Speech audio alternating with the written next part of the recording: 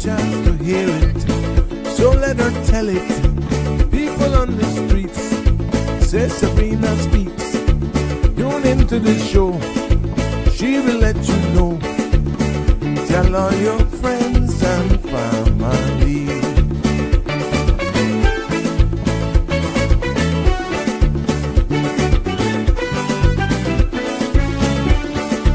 Real talk is no joke. You get the news straight up from grassroots and concerns. You can hear with some people gone. So tell all your friends to tune in to Good evening, Cayman. I'm Sabrina Turner, and welcome to Sabrina Speaks, your daily dose of clarity, truth, and community insights. Every weekday from 5 to 6:30 p.m., we're tackling the issues that affect you, from national headlines to grassroots concerns. Whether you're in traffic or winding down your day, this is your chance to hear it straight and speak your truth. So buckle up, Cayman. We're not holding back. This is the show. We gotta let you know. Now we got to go.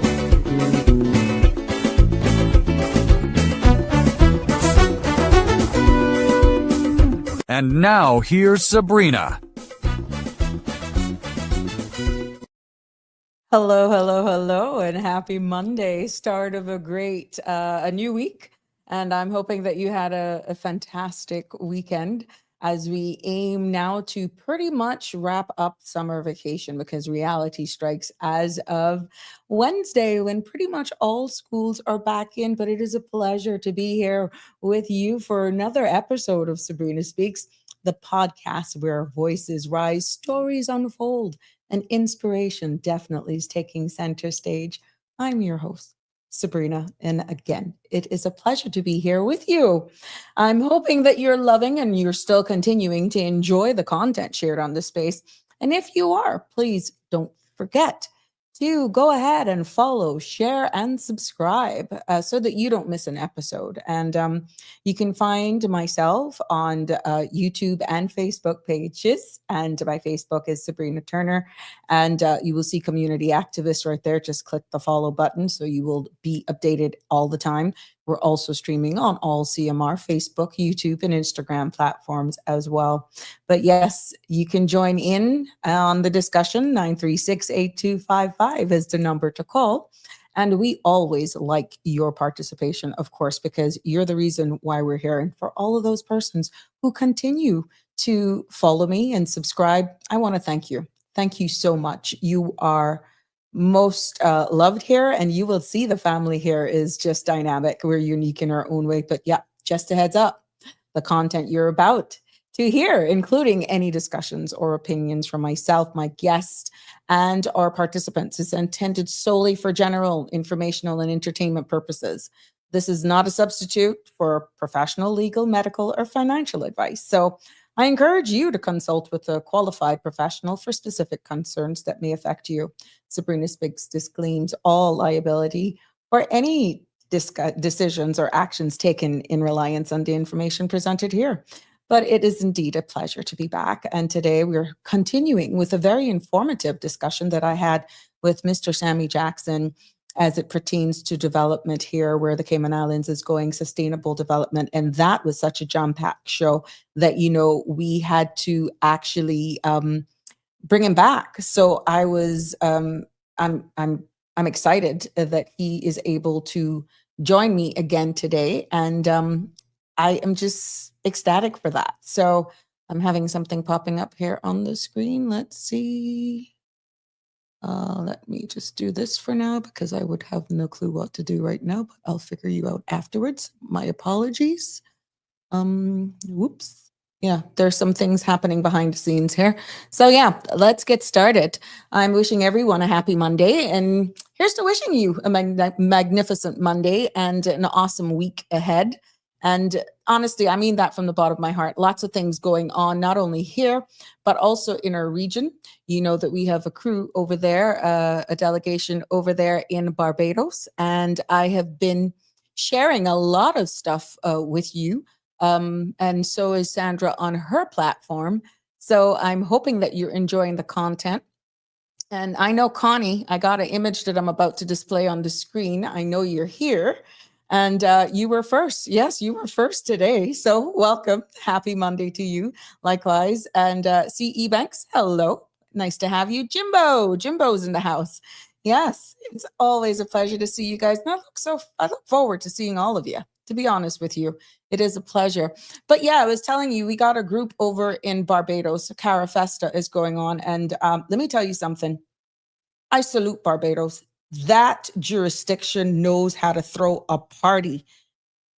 I'm not there in person, but what I have been feeling through all of the videos, Barbados Today, through their news channels, Cara Festa on Instagram, the Reels, the Facebook pages, they're doing an excellent job with sharing the information.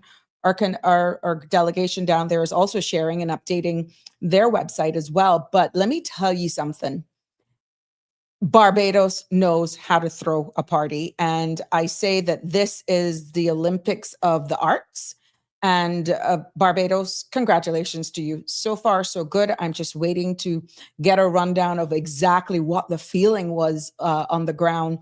But from all accounts, we're seeing where our delegation is obviously, I'm going to add to the screen here, it's having a blast. There's our minister and Kendall, and I don't remember this gentleman's name. But they're there. And we got some of our dancers. They're at the Hilton over there in Barbados. Yes, and they are just having a good time. Look at Ruthie. I see these two ladies. They were marching in.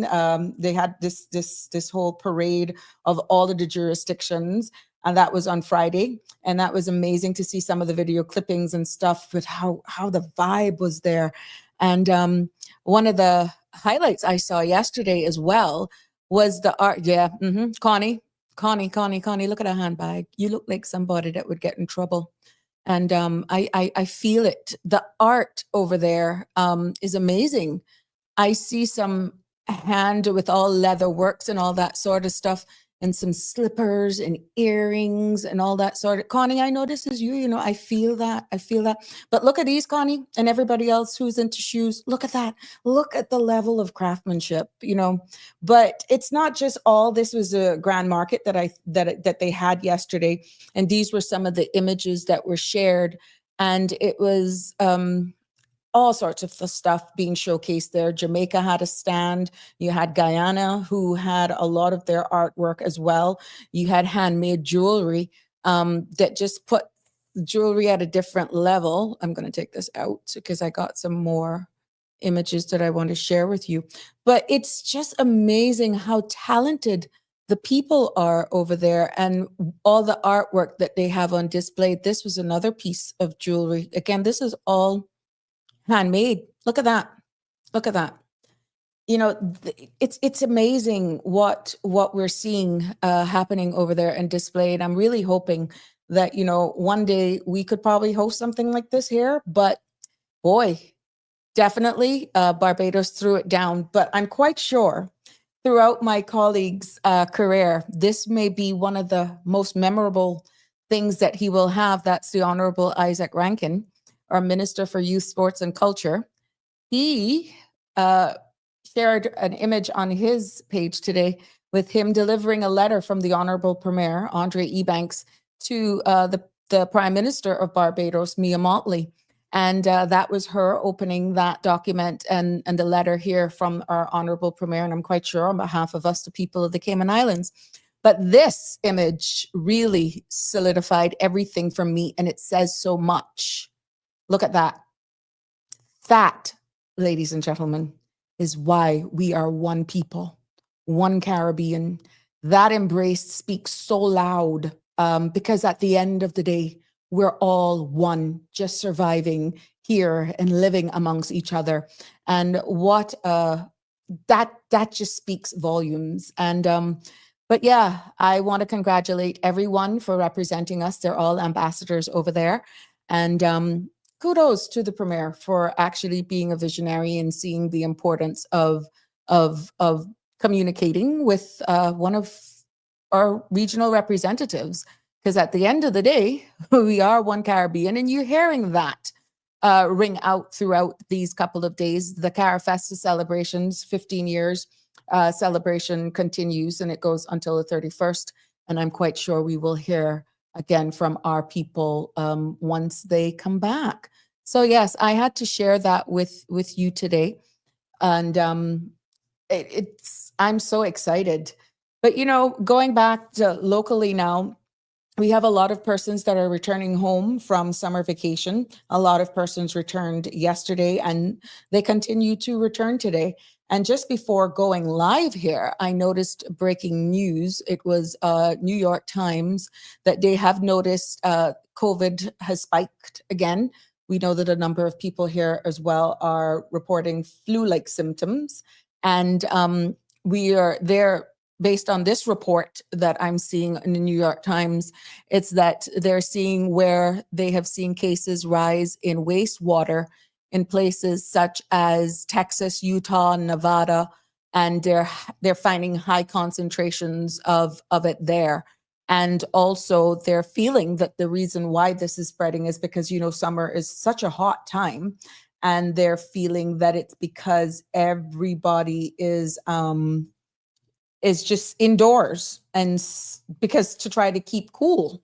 So we have to be aware that I know a number of my friends were coming down with the flu here as well. So let me encourage you, anyone who actually is exhibiting flu-like symptoms, and school going back, you usually have stomach viruses and that sort of stuff.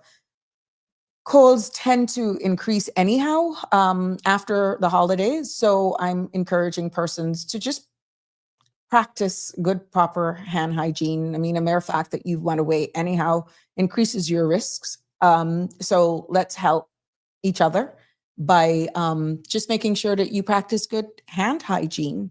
And like I said, all schools, government schools, go back on Wednesday. So heads up, traffic is going to increase, and I want you to be aware of that. Make sure you wash your hands. And if you got flu-like symptoms, for God's sakes, just stay home or wear a mask. You don't know what you could be doing to somebody else around you who may have underlying conditions, persons, with diabetes, hypertension, cancer patients, or immune system that is low. You got to be careful. So let's help each other. Again, what's happening regional, I try to do this in a synopsis until my guest, Sammy, who's going to be joining me momentarily. I'm watching what's happening over there in Jamaica. On the 3rd, they're going to be having their elections. And last night, it was just as crazy. I was watching the 2 rallies that were being had. There was a rally by the JLP and another rally by the PNP. And I had one rally on the TV screen and another one from my phone. So yeah, tell me how I did it. But let me tell you, your girl did it. I was able to watch both rallies at the same time, and very, very interesting. Like I said, I can describe it almost like attending a concert.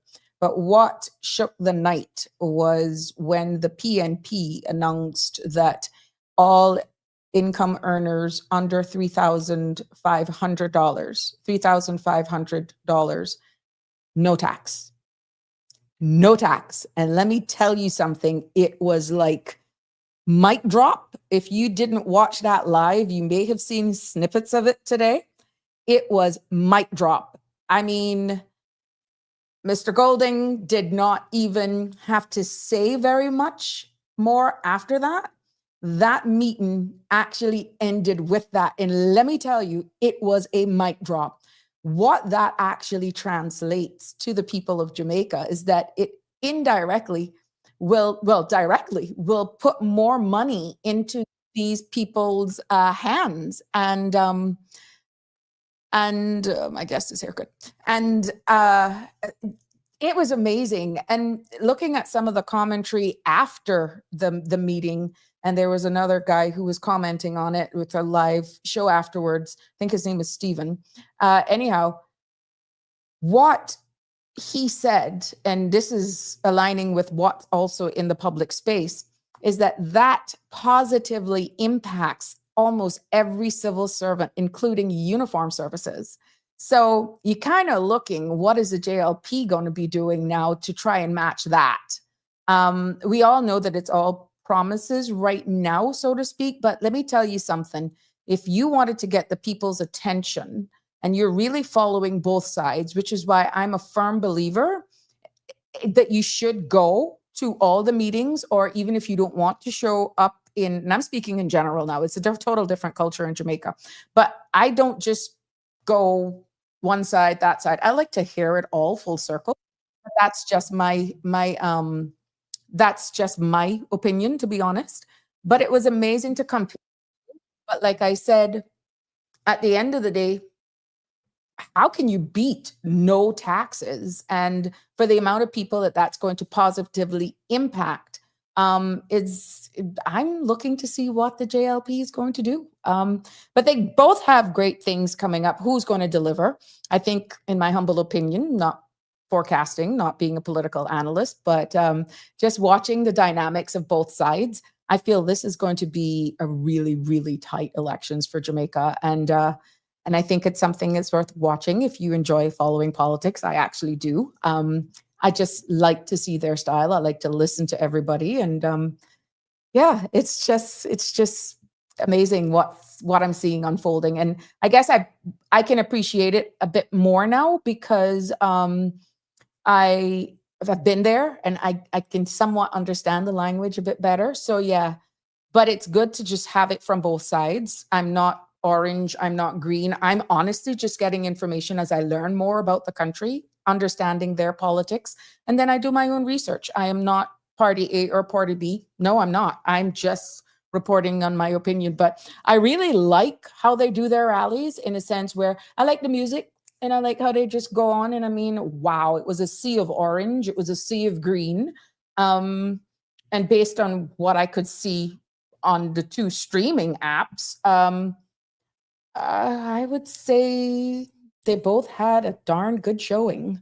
Hence, just by eyeballing it, it's going to be close. So I can only wish both sides all the best, to be honest. And I'm hoping that it won't get out of hand and people just respect each other and that they'll have a incident-free elections. But without further ado, let's bring it back home. Oops, let's bring it back home. I'm tying up myself here with my earphones. Let's bring it back home and welcome my guest, Sammy.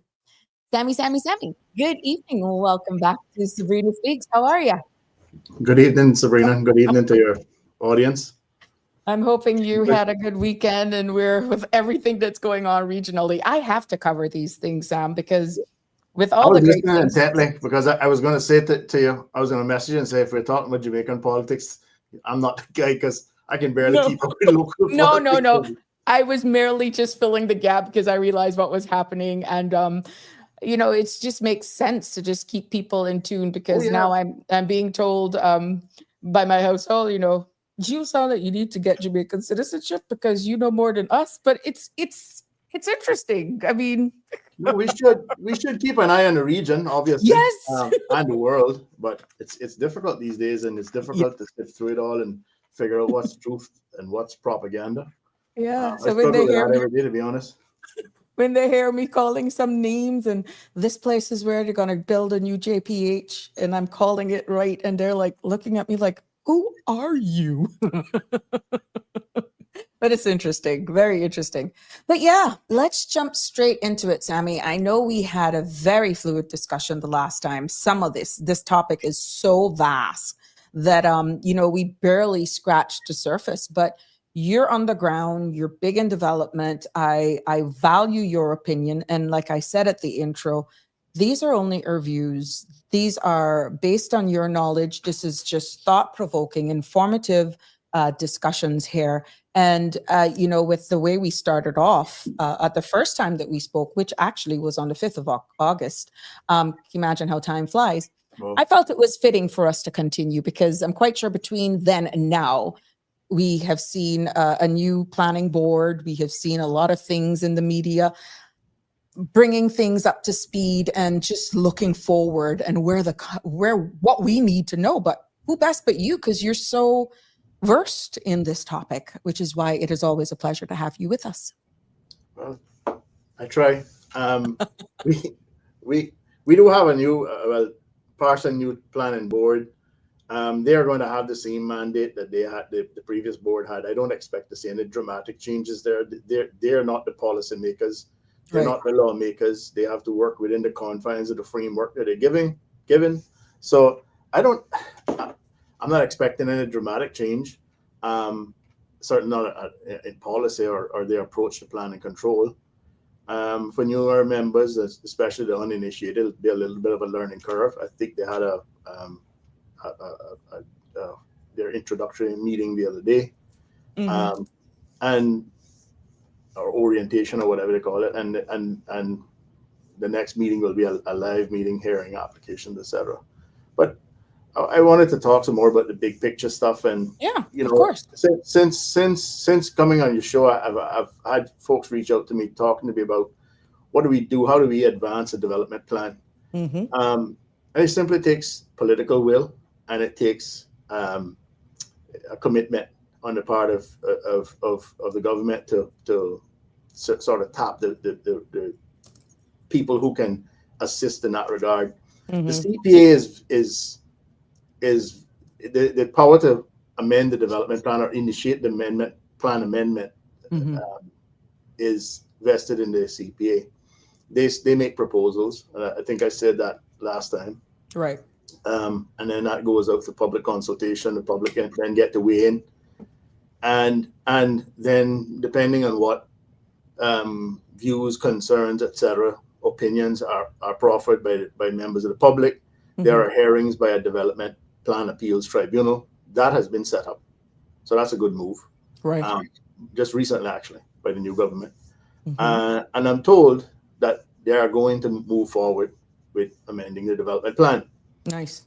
And I had someone in government ask me if it's possible to do what I alluded to last time, which is amend it in 2 years. So it sounds ambitious. My response to that was yes, but you have to have the ability to, have folks focused on the task at hand. It's not easy. It's quite tedious. It is a protracted process. It's frustrating. I mean, the development plan gets amended from time to time. You often hear folks talk about rezoning land. Now, there's some confusion about rezoning land and sort of the CPA approving a variance for a different type of use within zones, because zoning is not inflexible. The development plan has said that from its inception. Now, what is the development plan about? Currently, it's based on a zoning map and a planning statement. The zoning map depicts certain zones, and there's the attendant provisions in the regulations and the planning statement that say what obtains in those zones. It's what we call a Euclidean type of plan and control. That is to say, it's based on land use. So, certain zones project or presume that certain development will be promoted in those zones, and then the regulations specify and the planning statement specify what that development ought to look like in general terms. And then ultimately, the CPA are guided by that, because especially the planning statement, it's a guidance document, a policy statement, so to speak. And the regulations are more prescriptive. They've become, in some ways, far too prescriptive, to the point where after they realized they were too prescriptive, they started to broaden the variance provision. So in certain circumstances and you'll hear that argument often, certain strokes for certain folks, different strokes for different strokes for different folks. You get variances and they might seem unjustifiable, but there's a regime that governs that that's fairly fair and robust and transparent. And if the CPA approaches that practice the way that is to say the process for variances, then I believe it's balanced and fair. Sometimes there are issues that seem a bit esoteric. Folks don't really focus on the salient points. They focus on something extraneous and get themselves wound up into a tizzy about it. But it's always good for the public to ask questions. I think the public should question more on every level, not just development planning. I mean, we this is important, but there are many things where we just sort of either take it for granted or we let the process unfold, and then we complain about the aftermath or the effect of it. We need to probably move away from that. And part of that is being proactive with our development plan. Now, the development plan should be, like I said the last time, the blueprint of life in Cayman. And it speaks to things about the ultimate goal, or the primary goal being the protection and enhancement of the socioeconomic welfare of the people of the country. That's the starting point. Right. Now, we've had many attempts to enhance it significantly. Government after successive government have taken it on. They put labels on it that sounded all sexy and ambitious, like Plan Cayman. And in fact, it was just Plan West Bay Road. But we need to make an effort to progress this thing. Our legislative framework is old, right? So yes, it is outdated. But what has caused some problems from time to time is that we've gone along and in piecemeal fashion and bolted on and then unbolted ad hoc, butchered here and there where it was convenient to certain special interests. We've taken out entire sections of and processes like Section 6 of the development and planning regulations, which catered specifically to large-scale projects which do need special consideration, given the infrastructural impacts and what have you. But we have a development plan that says this is the mandate, and then we implement the necessary legislative changes vis-a-vis the regulations, and perhaps a few tweaks to the primary legislation too, the act itself. Then we will go down the road that we need to go to managing planning control in Cayman. Lots of folks are concerned now that it's run away because they see large buildings going up. To some extent, there's valid concerns because it seems that there's a disconnect between infrastructural upgrades and we wait until it's needed, desperately before we go down the path. And that the process for implementing infrastructure has become much more convoluted and complex and challenging, because now you have to go through an EIA process, and there's all of that that we've heard much about in recent years. So we have lots of challenges, and I fear the part of the problem is everybody's sort of attacking it from their angle, making valiant efforts for the most part to promote sort of the whatever the sphere is that they're in. They want to promote their initiatives, etc. But there's no unison. There's no acting together. There's no planning, sort of overall planning, a master planning for the country. I mean, the Sister Islands don't yet have a zoning map. Yeah, you mentioned that on the last, the first time we spoke. Why? Since the last occasion, we discovered to our horror that consequently, because of an oversight and legislative oversight. But that should be an easy fix. Of course, it's an easy fix. It just takes political will. Okay. But I remember distinctly some former director of planning telling me, sort of jokingly, that he went to the BRAC and met with the public and said, you need zoning for the Sister Islands. And they said, no, we were worried about that. And he said, no, what you have now is carte blanche. And they said, no, we need something more. But that is to underscore the point that you need to educate folks on what this all means. Oh, wow. I remember Mr. Truman Bodden telling me, when I was asking him persistently in mid-1997, right, when he was waiting for the opportunity to lodge the amendments to the development plan that had already been finished from about June or July. And I said, what's the hold up, Mr. Bodden? He said, oh, well, when we did these things initially, we had to have a warship in harbor because folks were threatening to riot. And I said, well, I think we moved on from that point. Turns out we were just waiting for a political opportunity to table the amendments, and that to his credit, that benefited us because we got those amendments through. Correct. without any hold-ups, without any challenge from anyone, because folks were distracted with other things. Mm-hmm. In particular, the first Cayman Bank debacle, and Yes.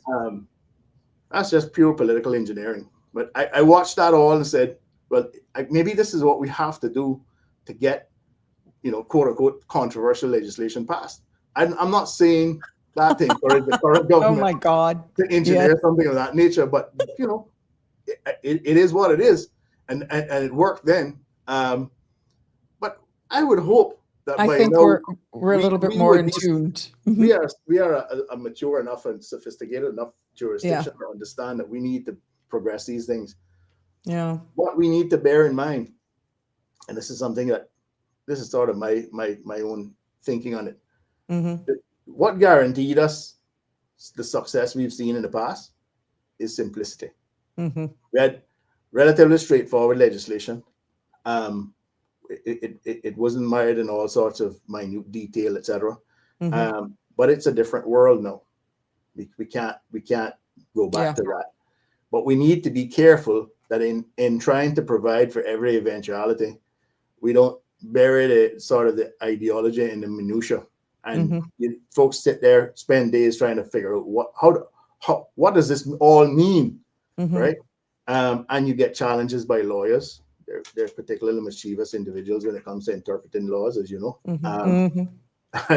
And then you have to have knee-jerk legislation promulgated, which then complicates the problem, because usually what happens then is it creates knock-on effects in the existing legislative framework that nobody foresaw. And it makes for a field day for litigation, but it doesn't help the country. But we need to take a high-level approach. We need a group of sensible, dedicated folks just to figure out as quickly as possible what it is we need to do to enhance this blueprint of life. That's what we need to do. And we need to draw into it all quarters, all elements, including environmental, because we have had this sort of dysfunctional, I'm sorry, that's not how I see it, relationship. I think I'm justified in saying that when we have one department of government suing another, that's definitely evidence of a dysfunctional relationship. I believe it has progressed. I hope it has. I see it working a little better now, but it's all because everybody wanted to basically have their considerations made primary. Prioritizing. There's an easy solution. We should be by now, like I said earlier, mature enough that we can sit down and say, how do we all work together? How do we intermesh these legislative frameworks so that they work together? Not something is better than nothing. One having veto power over the other. Correct. No one civil servant or no one entity having absolute domain in making decisions, unless that entity is a statutory authority that has properly has vested in it all of the legislative tools it needs to make a fully informed decision. And going back to what I said earlier, that decision needs to, at the end of the day, at a high level, consider what's in the best interest of the people of the country. Of the people. Yeah. That's where we should start. We got a caller. We have a caller. Good evening, caller. And this is because people listen to what you're sharing. They may have questions. So, it's good for us, because then we'll get to see, of course, how they're thinking, how we're coming across, because we may actually have to tweak. And this is why I'm loving these forums and the topics that we're bringing, because people are learning a lot right here. Good evening, caller. You're live on Sabrina Speaks. Good evening, Sabrina. Good evening, Mr. Jackson. Good evening. Mr. Jackson, I have 3 questions for you. They sort of piggyback on each other. So if you'll indulge me, right? Sure. The topic of this show is balancing growth and green and growth, right? When you say balancing growth and green, what does that mean in practice when big projects are on the line? That's my first question. You want me to answer that now, or you're You said one piggyback to another. What does that Oh, mean? all right. I can answer it. I can answer it right now. Sure. It means you have to take into consideration the environmental impacts of every project, right? And you whilst you might not be able to, every development, certainly physical development, because development can include just land use, but every physical development that manifests itself in terms of a rather large structure will have an adverse environmental impact. That's without question on the site. But if we're going to focus myopically on each site, then we're not going to be able to build anything. What we should be doing, and what has been done in the past, is looking at how do you offset that. I mean, the big sophisticated countries in Europe do that. They have carbon offsets and all sorts of elaborate things. I wouldn't suggest going down that road. But a simpler model could be, well, if you want to build something of this nature that has this impact, and you have to find a way to evaluate what that impact is, and it has to be rational and reasonable and proportionate, then you need to contribute to something else, right? That benefits the environment. So it's a true offset, not a tax. Although you can have that if you have a regime set up, for example, a environmental fund or national parks fund or something of that nature, which I intend to talk about if I get a chance later on in the show. National parks, that is.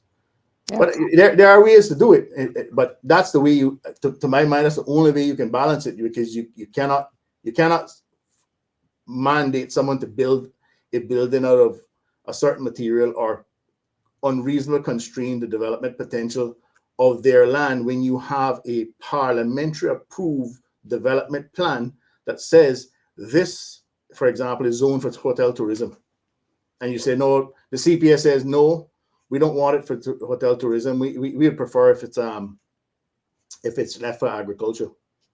That would be an easy appeal to win, on the simple basis that it's Parliament who's vested with the authority to create the zoning, which dictates the presumption in favor of a certain type of development. And if the CPA is going to try to override that, then they're going to be acting unlawfully, because they don't have that authority. Their job is to weigh up all of the factors that the statute vests in them to consider, and at the end of the day make a decision. In other words, they have discretion, but it's not unfettered discretion. They have to be guided by the policy in the plan statement and the legislative provisions. So that's it sounds to me like you sort of answered, going on to my second question. It sounds like you would support a rule that no development goes forward unless it meets clear targets, right? Sorry, I didn't hear that. Repeat. Can you hear me? Go ahead, but repeat. He didn't hear the last part about what it supports. Repeat this. No, I was asking. I said to him, it sounds like he supports a rule that no development goes forward unless it meets clear targets. Like mangrove protection, reef health, flood control.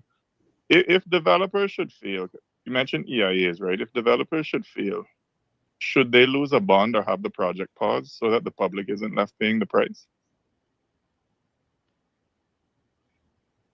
Well, you're asking if developers should have to pay a bond. Now, first of all, it's not my job to develop government policy, and whether I favor something or not matters not. I can only tell you what my opinion is in regards to the existing framework. There is good argument that we should have some sort of bond system, because there is always the threat of a white elephant. That's the first sort of the primary concern that drives a jurisdiction to create a development bond thing. I can tell you that I have talked to clients who said they would be happy to pay a development bond. If they got in exchange for that, they got a guarantee that their BCU evaluations, their inspections, etc., would be done in a timely manner. That's where we've gotten to. And we shouldn't look at it that we have to penalize developers. Yeah, developers are developing land in accordance with the laws set out in our framework that we promulgated through parliamentary process or some delegated authority to cabinet, for example. So this notion that's being promoted that developers just get free rein, I can tell you for a fact that is an absolute myth. Some developers might have a better go at it because they get the right advice up front. They find a way to offset whatever it is they're asking for with something else. I can't speak to every development, but I know that there's no free for all, and that's a notion that's been promoted in recent years, that certain developers can get whatever they want. That's the perception out here, at least. If that, well, some of them did. I can tell you in the last 5 years or so, it's a bit different than it was before. And this will sort of segue into a whole different topic about the wrong approach to real estate investment, which is when somebody walks off a flight here with a bag of money, or purportedly with a bag of money to invest in real estate. They go to the government. This has happened in the past, and they get an LCCL for their own construction company. They get an LCCL for their own real estate company, and by the time it's done, they basically can own, manage, build everything, do their own project, bring in foreign labor, and you're left at the end of it thinking, what's the benefit to Cayman in this development? That's a valid question in that kind of environment. That's not something that I think, just certainly from an economic standpoint, as a citizen of this country, that I think is sustainable in any sense of the word. So, but there are legitimate developers that have to, certainly in recent years they've had to meet the requirements.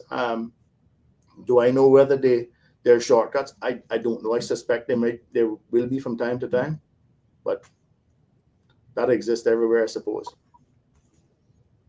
But then how do you, I mean, how do you keep those developers accountable? Because I mean, if there's no free for all, right, as you just said, how do you explain projects that clear mangroves before approvals, for example, or EIAs that get sidelined? Well, we have a robust regime for that now, which I have to tell you, I personally find questionable in its legitimacy. I'm referring to the 2021 mangrove order that was passed very quickly before the 2021 election.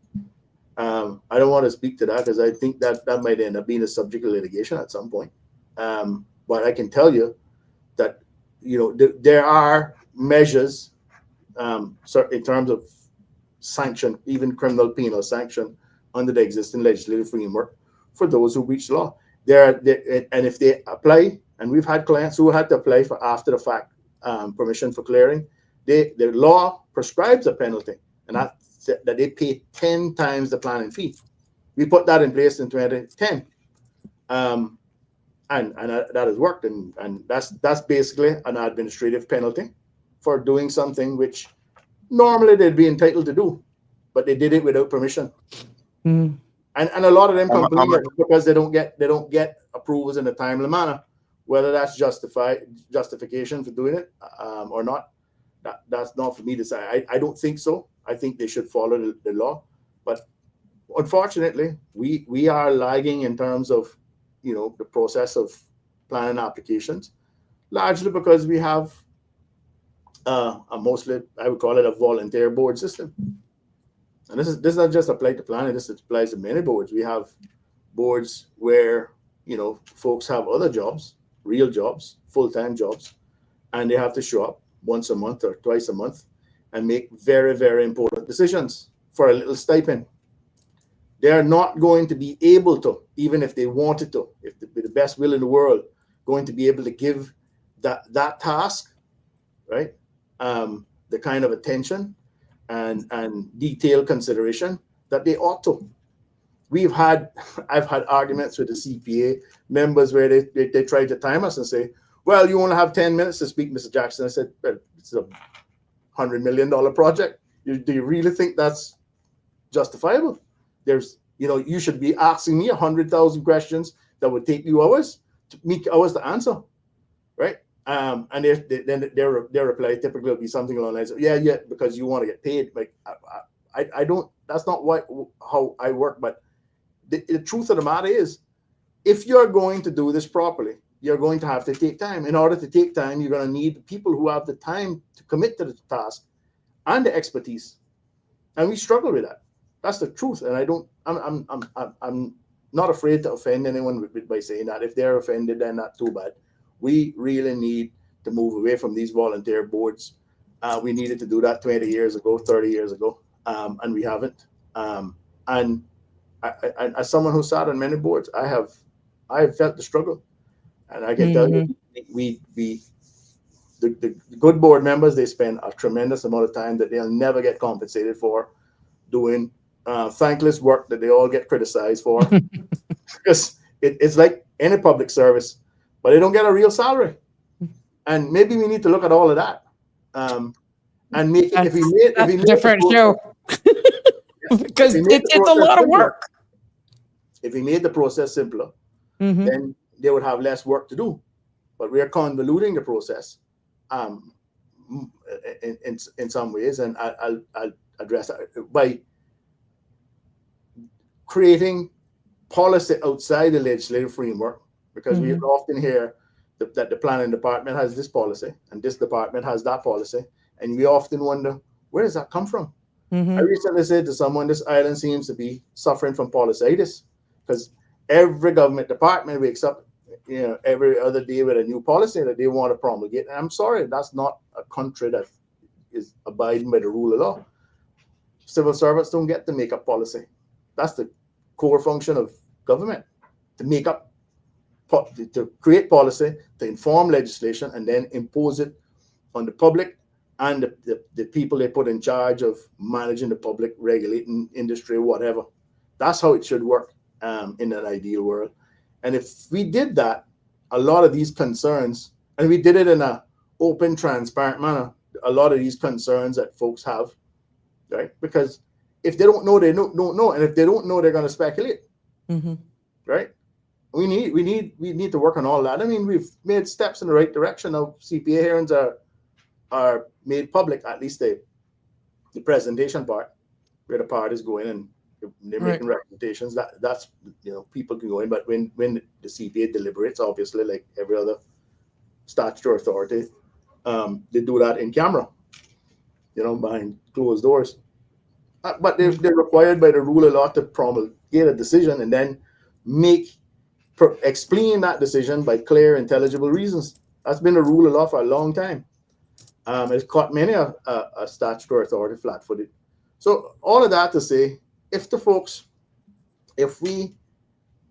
we put the right people on these boards, not to say that we haven't done that, just to say we continue that, but we recognize that we need folks to be remunerated properly for the task at hand. These, like the CPA, for example, performs one of the most important government tasks there is. But they meet every other week, and they show up and they have a massive agenda with lots of documents. I put my hand up and say I'm guilty for creating a lot of them. They always give me hell about that. After you, but because we try to address all the salient issues up front, so that people understand. Not only the clients we they're bound to do that on behalf of clients, so that they have the best representation possible, but also it goes a long way to helping folks understand what was considered. Right? Caller, you think is he answering you, or are you following? I'm having a bit of difficulty following, but Mr. Jackson, I just wanted to ask. I mean, you mentioned something about the penalty being 10 times the planning fee, right? Yes. And $100 million projects, right? What is that planning fee? Just off the bat. What is the planning fee? There's multiple tiers of planning fees, and there's the planning application fee, for example, which is the one that's 10 times, is usually based on the square footage of a building, depending on what the nature of the building is. There's a whole schedule in the back of the planning regulations that spells that all out. I don't carry that around in my head. Oh, But but the reason I'm asking is because, right? I mean, if the penalty for something is for not following what they're supposed to do, and the penalty is 10 times that, right? I mean, for many people, wouldn't that just be just an overrun? I mean, how does it penalize them or stop them, or from breaking the rules? But look, I don't know. That was Parliament's idea. If you're asking, I believe, whether in all instances that is proportionate to the sort of offence committed, the breach of planning control committed. Probably not. Its problem isn't proportionate in every instance. I can't see how it could be, but it's the metric they use to create an easy system for quantifying a penalty, which can be collected readily. The other option is to send them to court and let that work its way out. I don't think that's the answer. Or performance bonds, right? Well, a performance bond could I believe have those conditions, but we need the legislative framework to create that. And as I said earlier, I believe there are folks who would, in exchange for guarantees as to a fair, transparent, and expeditious process vis-a-vis Willing to building pay. control, they would be willing to sign up to development bonds. It's got to be some sort of quid pro quo. They want to be able to, because the truth is, and this is beneficial to us, the last thing we want, remember now, the primary purpose, as I said earlier, of development bonds is to prevent white elephants. The last thing we want to do is start penalizing development and developers to the point where they just throw their hands up and say, I can't survive in this environment. I'm leaving, and leave a big hump of a building half built behind. It's unfinished. People, contractors unpaid. Mm-hmm. The bank got to foreclose, and that is literally what we need to avoid. So, yeah, it's all fine and well to think that, well, these evil developers need to be penalized, and there's some merit in that. When there's a serious breach of planning control, but if it's not that egregious a breach, and Parliament has said it's a 10-time fee, then I have to say, well, who is it for me to question that? That's what Parliament decided to implement. I don't know if it's proportionate in every case, but it in some instances, clearing of land, and part of it is sort of the problem why there's so much outcry is because of all of the emotion that has been injected into clearing of mangroves. That is not to say mangroves aren't important. They've been protected by our development plan since 1977, although we called it storm belt back then. We changed it to mangrove buffer, gave it a more robust definition in 1997 when we did the major amendments to the development plan, and that's the fringe in mangroves. But to try to protect all mangroves, including all mangroves sitting on privately owned land that's zoned for development, is antithetical to the development plan itself, and it's an offense to under the Constitution, because people have a legitimate expectation to develop land as they see fit, and enjoy their right to land without interference by the government, unless it's for the legitimate cause and where they're paid adequate compensation. Now, maybe this is the time to segue into this idea of, or this discussion about, do we need national level protection of particular species no matter where they lie, or do we need to be a little more proactive about it and identify areas that need protection? National parks. Now, we've had provision for national parks since 1977. If you look in the old 77 plan, I just looked at it. There's provision there for national parks. We enhanced that a little bit. Just let me make sure that the caller is finished. Yes, sir. Yes. Caller? Yeah. Yes. Thank you very much. I'm listening to Mr. Jackson. Thank you, sir. Okay. Thank you. Just go ahead. Sorry, I didn't mean to run on, but Sabrina, it's difficult to have a discussion about these things because the problem is we can't look at these things all in isolation.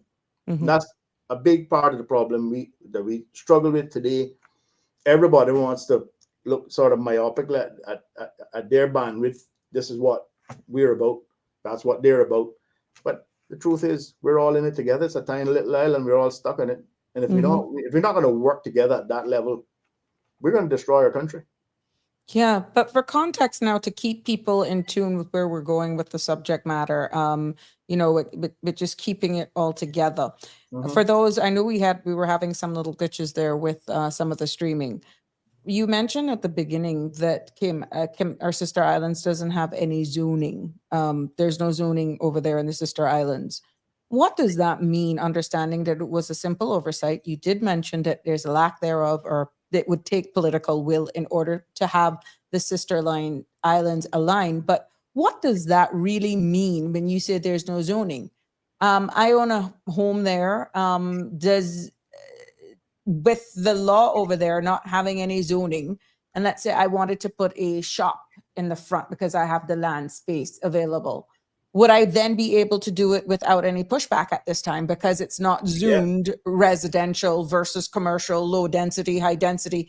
Pretty much, Kim and Brack, you can put whatever you want where you want it because there's no zoning law for over there. Am I right or wrong with that question?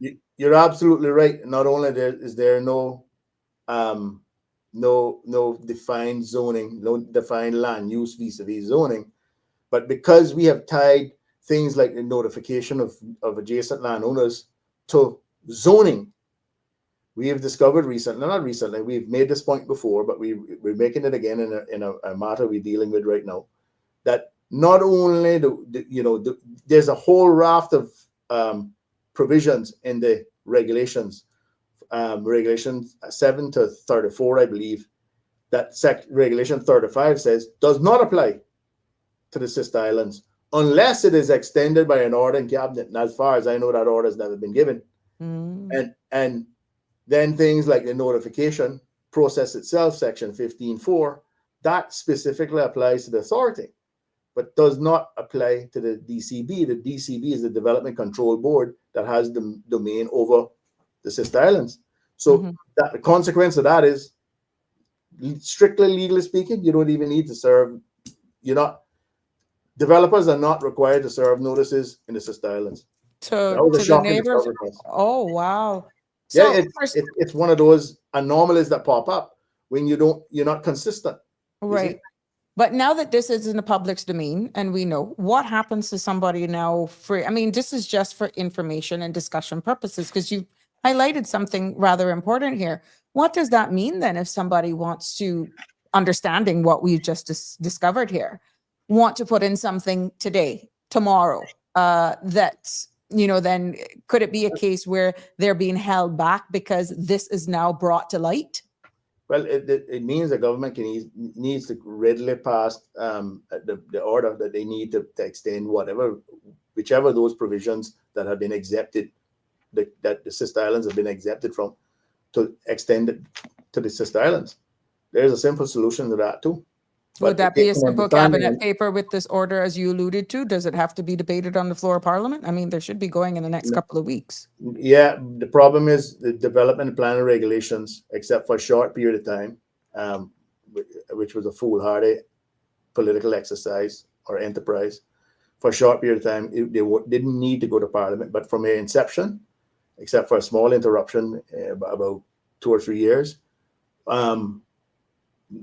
all regulations passed under the Development Planning Act, unlike every other regulation I can think about in the country, has to be tabled in Parliament.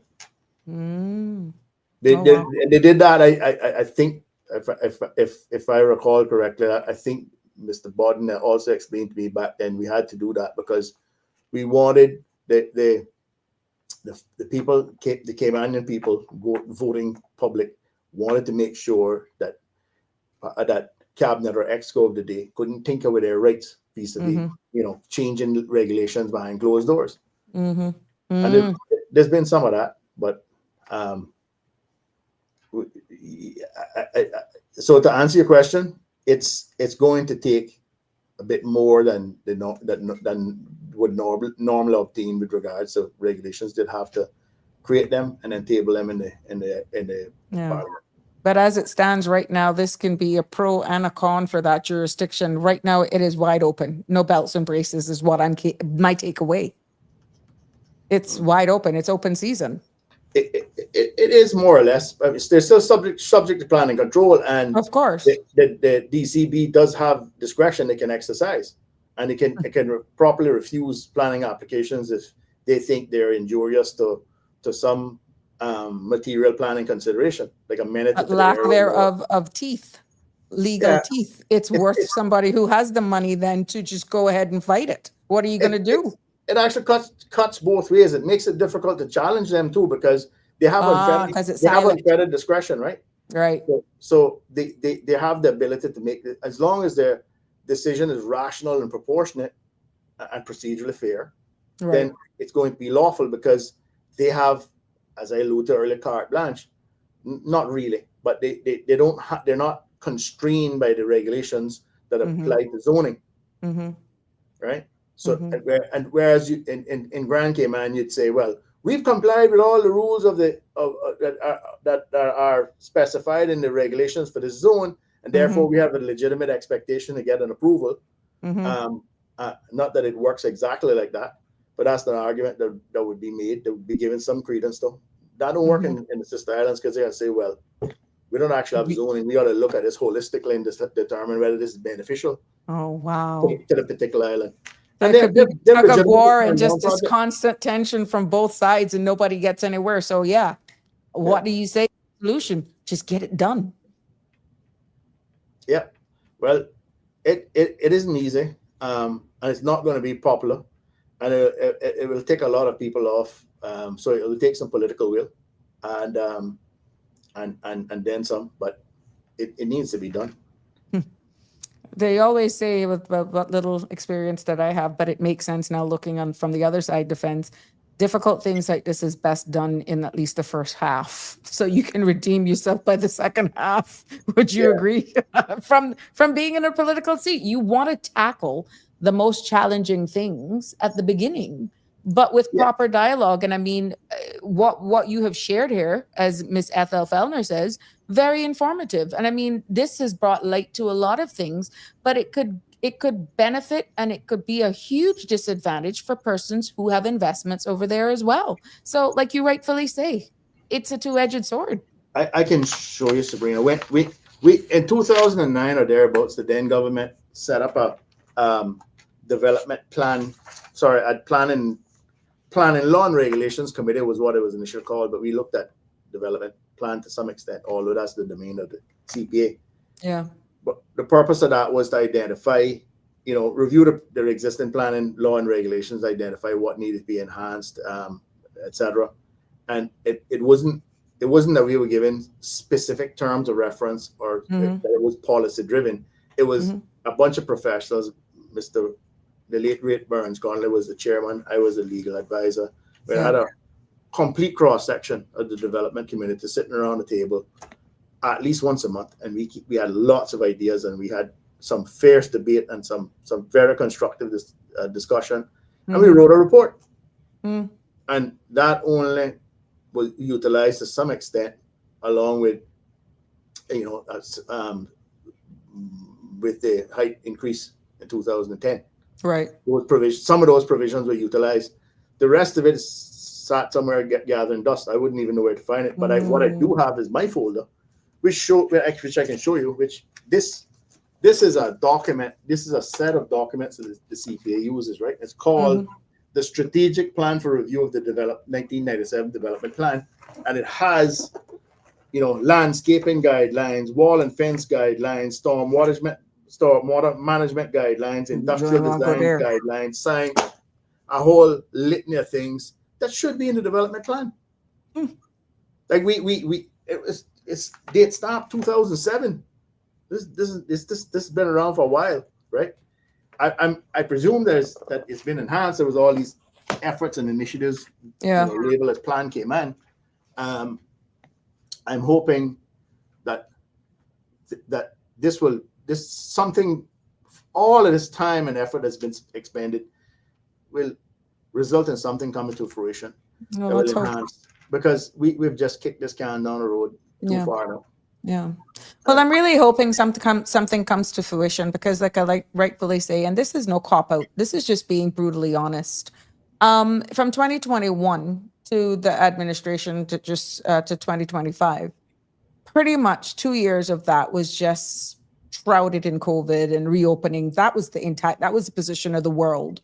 So to say, we have to just not take that. I think people forget that we pretty much were at a standstill for 2 years. That's the former administration. And not because I was there, it is just a fact. So now all of these things that are coming to light because we've gone back, we've started back life, we're living with COVID despite it still being very rampant. How can we rehash these things? You're going through all of that, something that's so far back that has been discussion. What will it take? I know you're saying political will, but do you feel persons like yourself as having forums like this and bringing in bite-sized pieces for people to really understand where we are and how important it is for us to constantly update these pieces of legislation, even if you do it in bite-sized pieces?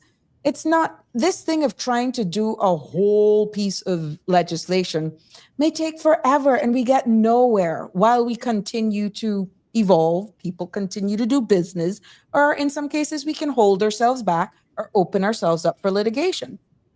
Yep. For someone in the field, do you think it's best for us to just, let's say, take 3 top things then and just work on it until we eventually bite away at all of it instead of just trying to eat everything one scene time? Yes and no. If we have like the blueprint figured out and we just sort of phase in parts of it, yes. The problem is if you do things piecemeal, you're just doing what we've been doing. That's business as usual, right? Mm-hmm. That's what we've been doing for a long time. We wait until a problem crops up, we make an amendment, and then when that has a consequential effect, we make another amendment, mm-hmm. another amendment. Which is what we're saying, ad hoc, based on just putting a Band-Aid over things. Which defeats the purpose of law. The purpose of law is all about certainty, so that folks know what their rights are. That's why we write laws. But if you're gonna keep tinkering with them every time someone needs something because someone else overlooked it, or someone pared it out of the legislation previously, which has happened, then we are going to consign ourselves to committing the same mistake over and over again. What is the old saying? Only a madman does the same thing over and over again. Over and over again. Expect there's different results. We'll be having this conversation 10 years from now. Well, I won't be. Hopefully, I'll be retired. Probably somewhere where I can afford to live. But it's going to irk you. It's going to irk the life out of you because, as one commenter said, James Harvey, who actually said the sister islands are included in the proposed updated plan Cayman, quote unquote. And then he further said, notice these are all guidelines and not laws, shaking my head. But that's what we're trying to get to. We, and I guess actually said it takes political will. So from when does it get from guidelines to actually law is what we're trying to ventilate here and put in the public's domain. Well, we have 3 rungs of in this legislative framework that applies to planning Cayman. We have basically 3 rungs of legislation. The primary legislation, which is the Development Planning Act. Right.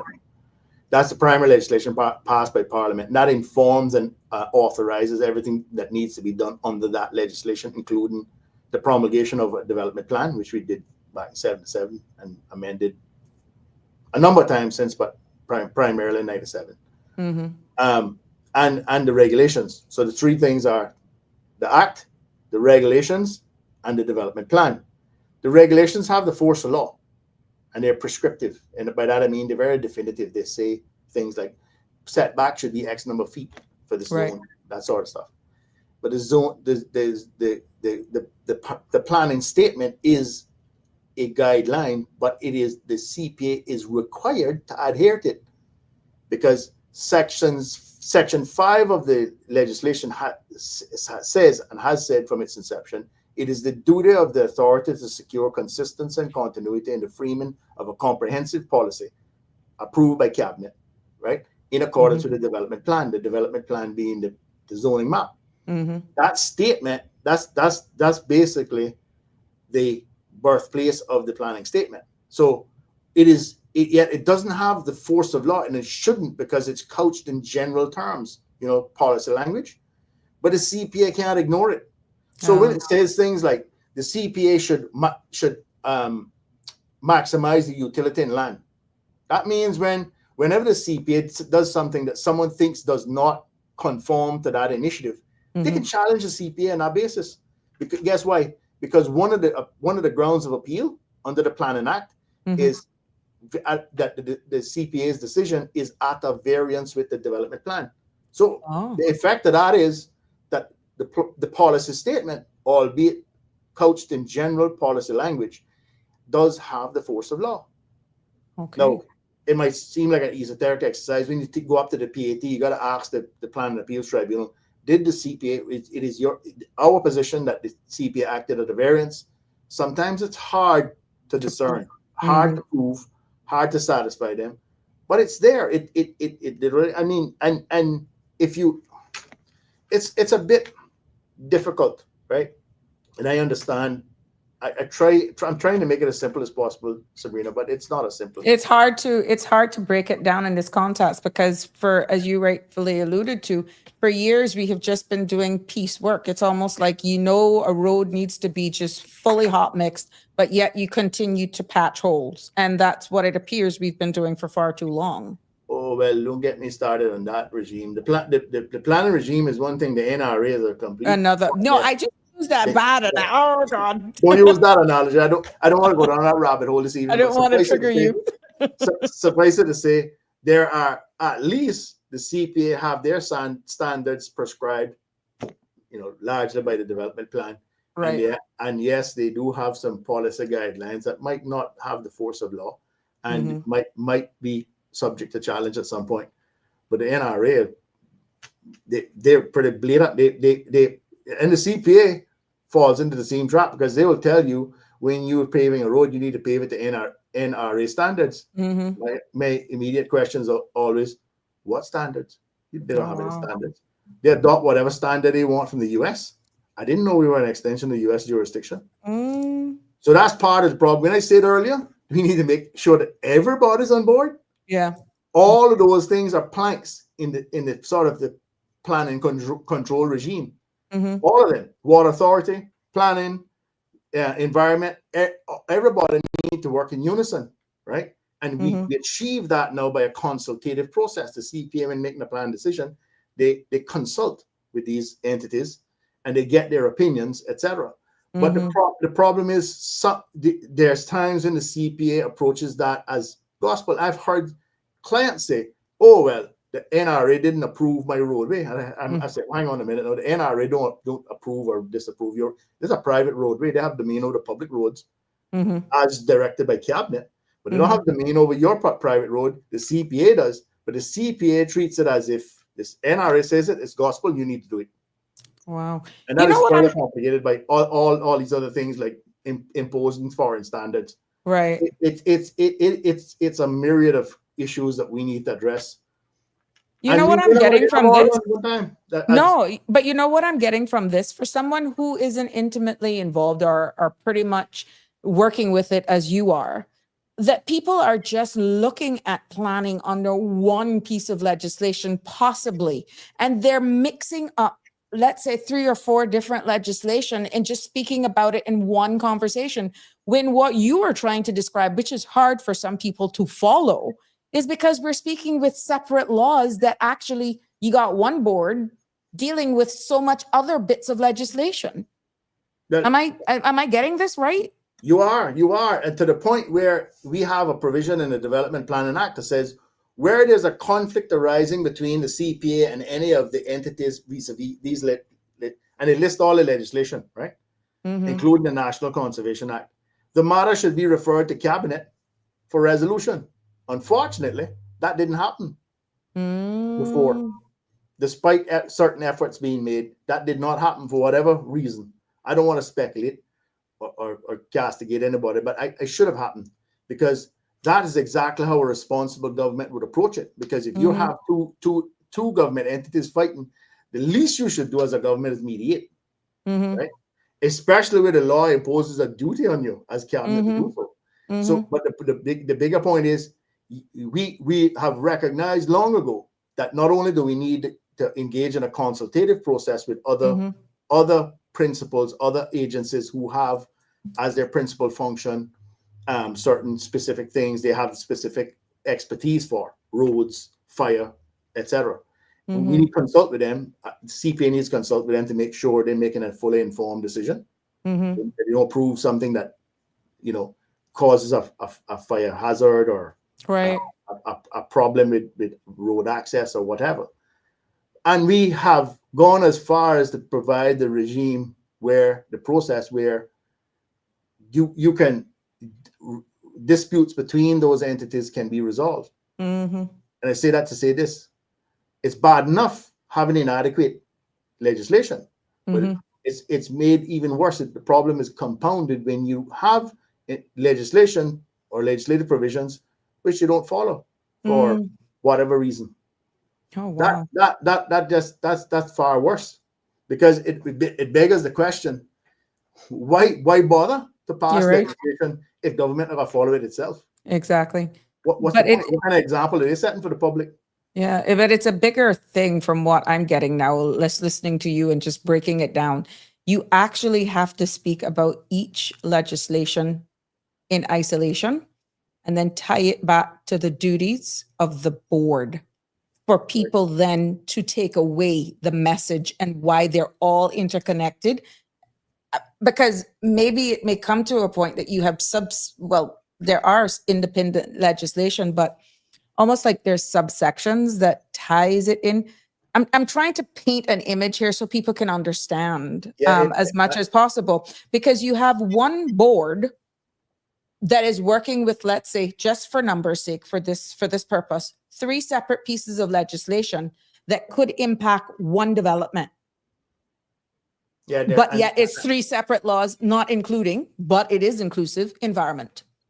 And there are like 3 or 4 separate pieces of legislation that one board is actually trying to make a decision on and creating a balance in the best interest of sustainable development, meeting the wills of the people, and everything else that goes into that.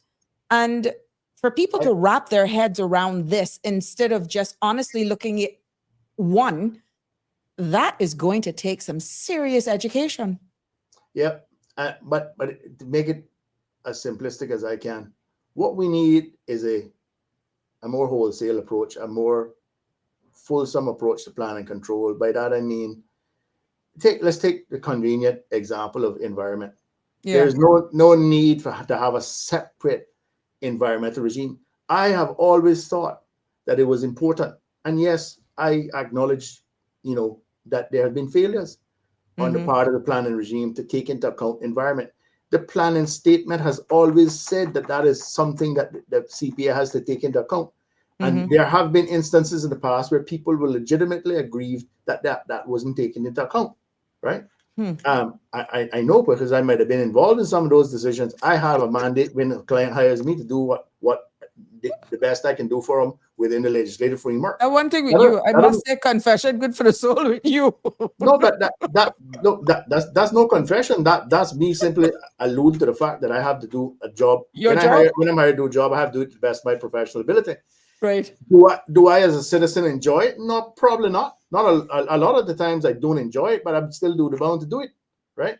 And it's like the surgeon operating on a murderer. Yeah. That kind of thing. Yeah. Do I kill him? I can't, right? So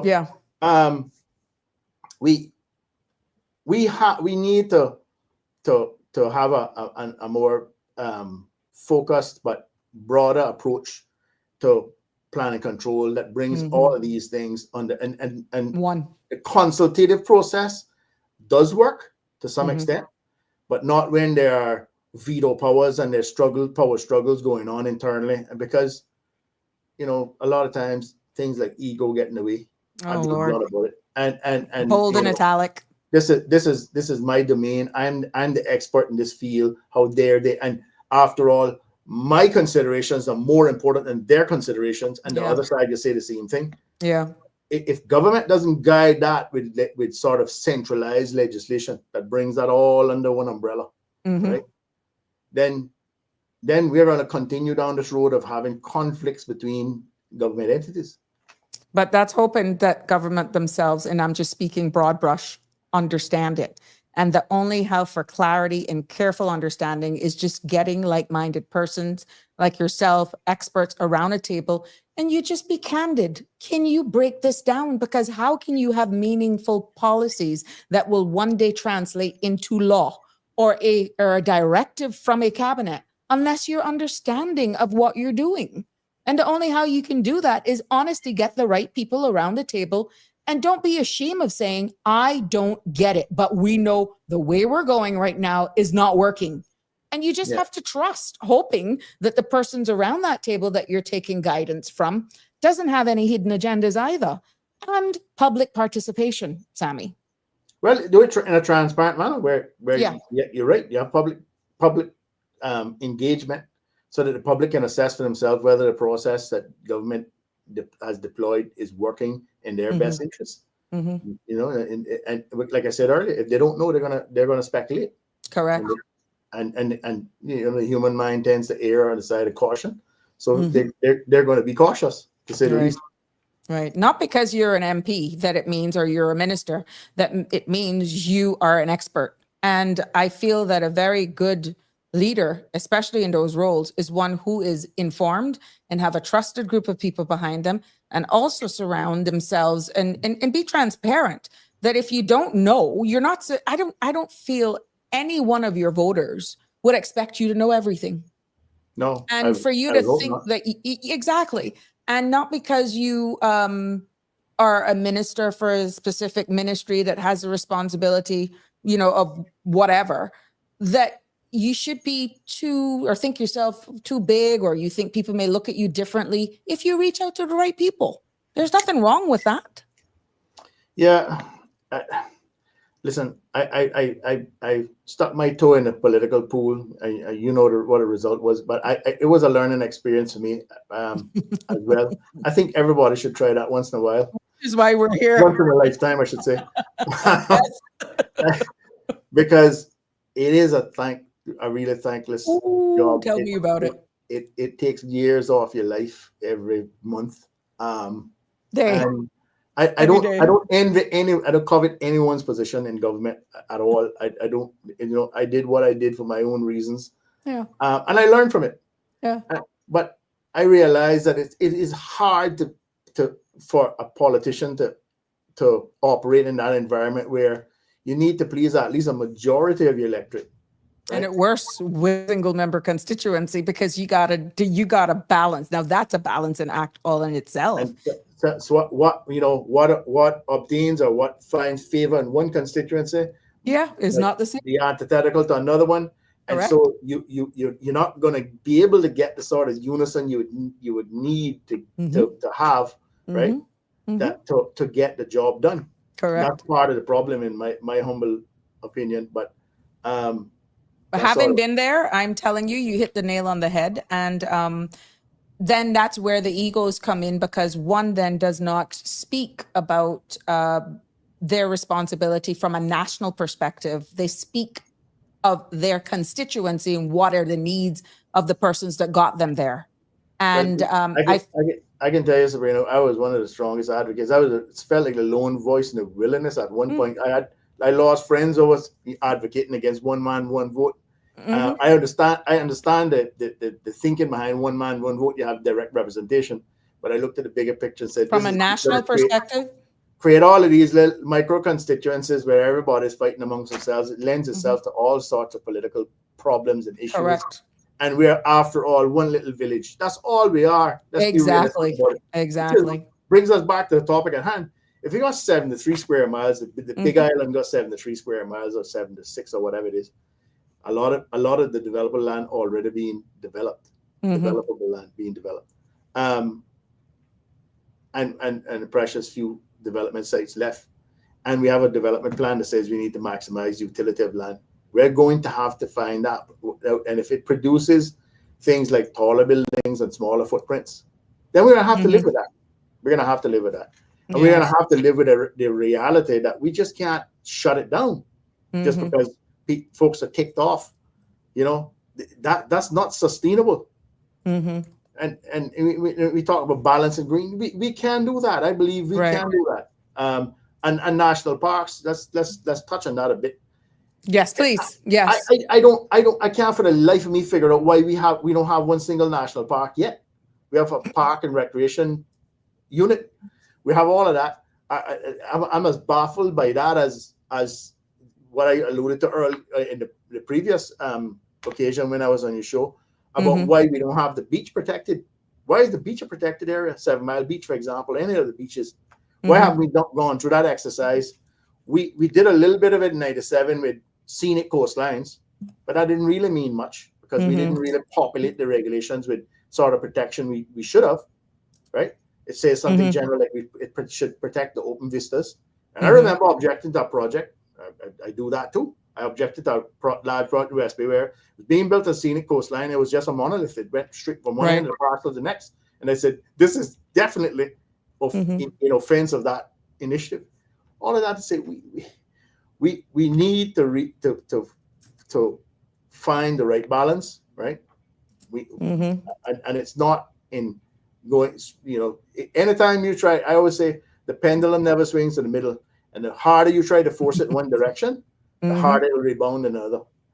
And we'll never get balanced that way. Right. We'll always be chasing that pendulum. And unless we figure that out, and I think the way to do it is, I'm not saying I believe we can establish this sort of thing on some kumbaya basis. Everybody get around a campfire and hug up and do the hippie thing. I don't know if that'll ever work, but certainly we must be in agree. Even those of us who are sort of vehemently opposed along political lines, got to at some point agree. Look, we're all, whether we think their views are misguided or not, we're in this for the betterment of our country. Right. And let's sit down, listen to the other side a little bit, and hear them out, and have some consideration rather than labeling them. I remember when I tried to point out some of the flaws in the National Conservation Bill, and I got called a developers rep in a town hall meeting, and I said, I don't even know why I'm here. I don't know why I'm here. I'm hearing this. Nobody's paying me to be here, and I must be a fool because the more complicated you all make the development regime, the more profit I can make from it. Exactly, I remember given the that. line of work I'm in, so I'm shooting myself in the foot, and then I get beat on the head on top of it. Yeah. Why am I here? Yeah. Right? So I just try and do something for the betterment of the country, and I hope that at some point in time we can have all the relevant folks enjoy some dialogue, some discussion. But moving forward, we need more than talk. There's a lot of talk around, right? That's why I sort of bore people to death with drilling down into the minutia, because I'm like the nuts and bolts guy. I like fixing stuff. That's my thing. I think they become bored because you're speaking from a point of understanding, and we just have to be able to dissect it in small bites, because I'm feeling, and just offline comments that I'm getting, people did not realize it until I broke it down, that you have one board dealing with multiple laws that are not in sync, that could affect one development, for example. That was just for example. And I think that for far too long in this space, only those persons who are, like I said, intimately involved, you've made your business from this, you can have a conversation, right? And with like-minded persons who are in it. But when you're impacting nationally and there's a wrong message that's out there, or a wrong direction in conversation because people just don't understand it, is why we have to take a couple steps back, dissect it in bits and pieces so people will really understand. And I'm feeling that we have begun to scratch the surface here by, first of all, identifying that we know we need revision, we need it updated, but we also, in the same breath, need to be able to deal with one legislation pretty much at a time on discussion, even if behind the scenes we're working on all of them one same time, for the people to be more embracing, more palatable and understanding. It's going to take more of these discussions bit by bit, because you're not going to get the national buy-in if we're just not understanding it.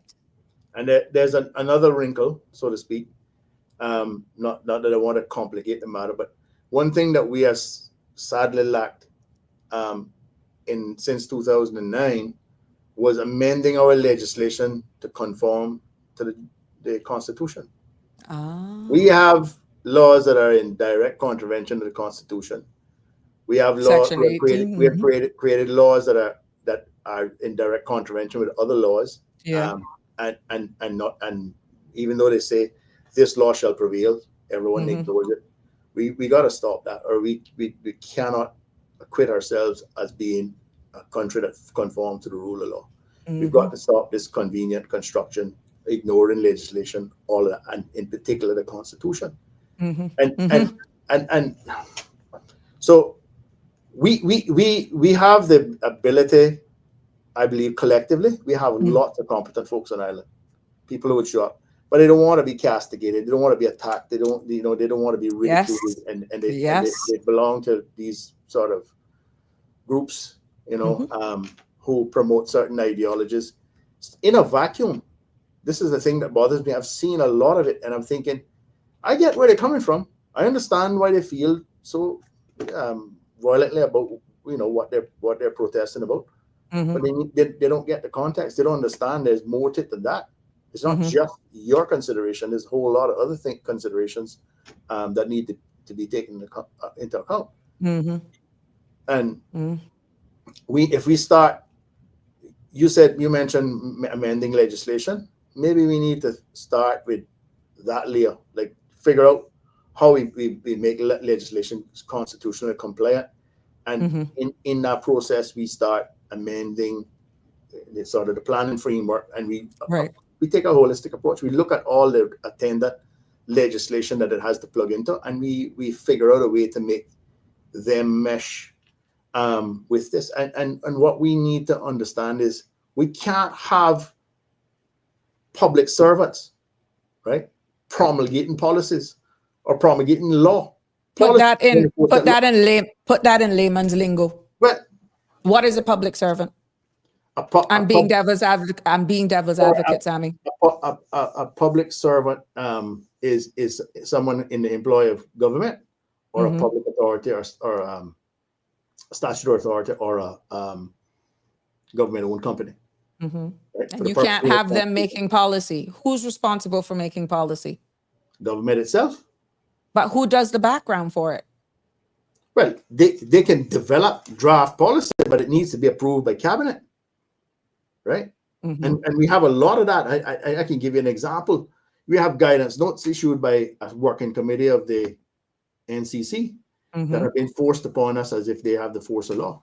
Now, we had a debate about that at the Court of Appeal. The Court of Appeal basically came back and said, no, they don't have the force of law, but because they have, technical value, they're based on expertise, then the CPA has to take them into account. But and I believe that's born of necessity. I think that's because the politicians they haven't taken up the mantle and done what they're supposed to do in the past. They've promulgated, passed legislation in framework, the primary legislation. They don't create regulations.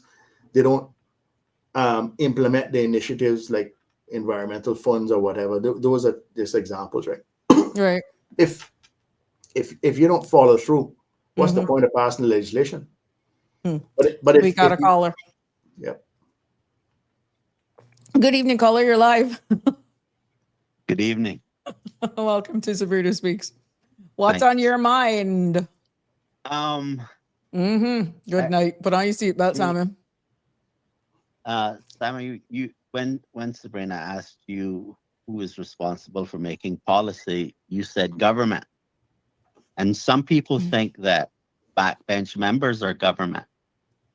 Some people think that core government. If you work for government, like as in a civil servant, you're the government. Government, the cabinet. That's right. The minister. You see, this is why I like my students, because poor me, I'm in an awkward position. So thank you, caller. But my question to you is this. if you were the governor and you had That's a dangerous people, proposition. well, no, actually, you might do a better job than the one that's there. Be nice. The no, I'm about being real. She's responsible for good governance. And I'm listening to Mr. Jackson talk about things being done in an unlawful way. Mm-hmm. And she's responsible for good governance. And so I'm asking, if he was the governor, what would he do about the cabinet or the House making laws that are contrary to the Constitution that he would be asked to sign? You refuse to give assent to it Mm-hmm. Mm-hmm. until it's compliant. Okay. And then would you come to the public and explain your decision? Because politicians are gonna play with that. Yeah, I don't know if you can hear me. if you have in a world where I occupy a high station like that and I wield that kind of authority, yes, definitely, I would explain every action I take. That's why I probably will never occupy that station, because I don't have the patience to do all of that. To be honest with you, but yeah, in an ideal world, that's what should happen. If you're giving credence to transparency and good governance and all those things that the Constitution speaks to, that's what's required.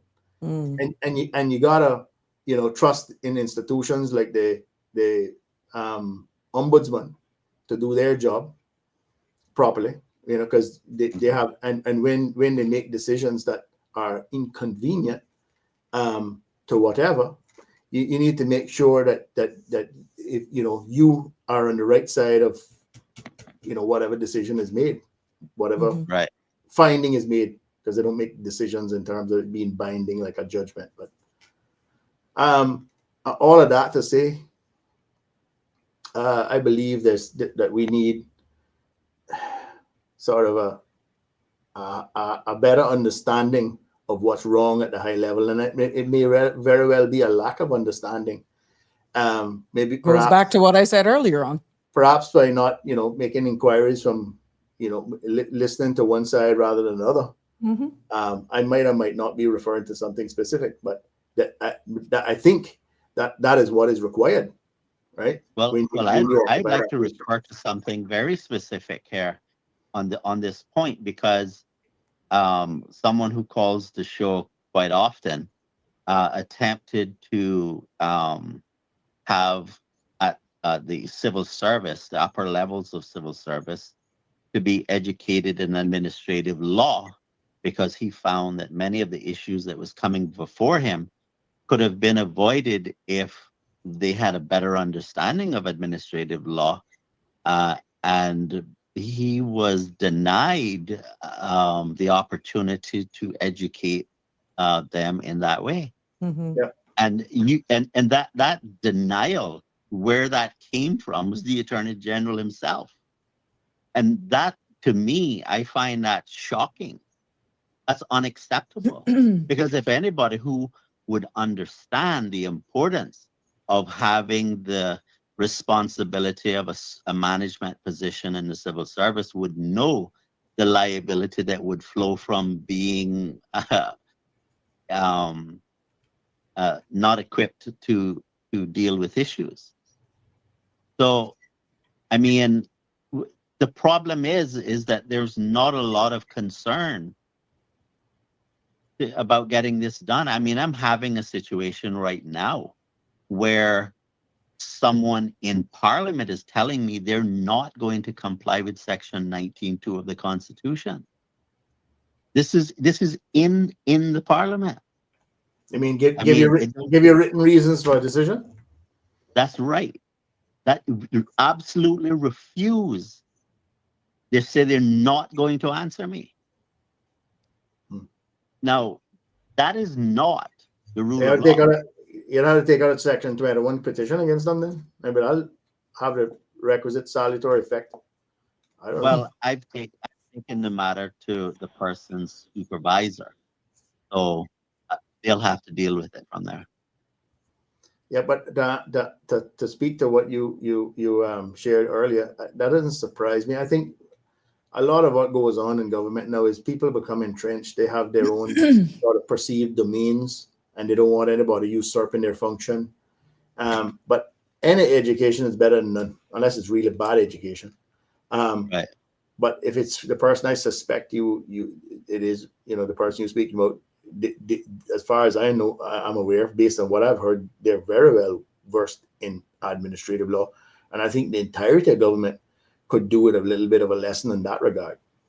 Right? Especially the police too. The police, for sure. Okay. Go ahead, Danny.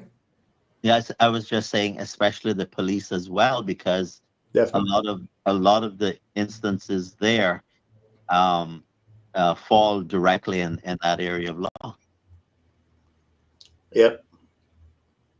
And then they may also learn not to use that civil what is it, the typical excuse that I keep hearing from clients. They say it's a civil matter.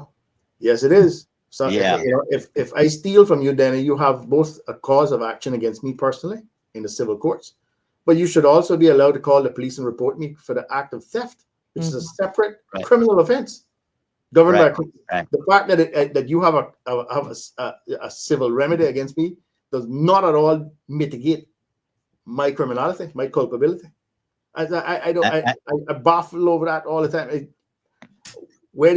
But again, if this practice pervades and prevails, then and there's no consequence, then that's what we're going to get, and we get lazy policing. Just saying, I'm not accusing anyone here. That's a normal, natural consequence of that sort of mindset. If you are allowed to basically say, well, it's not, you have another avenue of redress, go have at that. Go hire a lawyer, because that's so easy and cheap to do.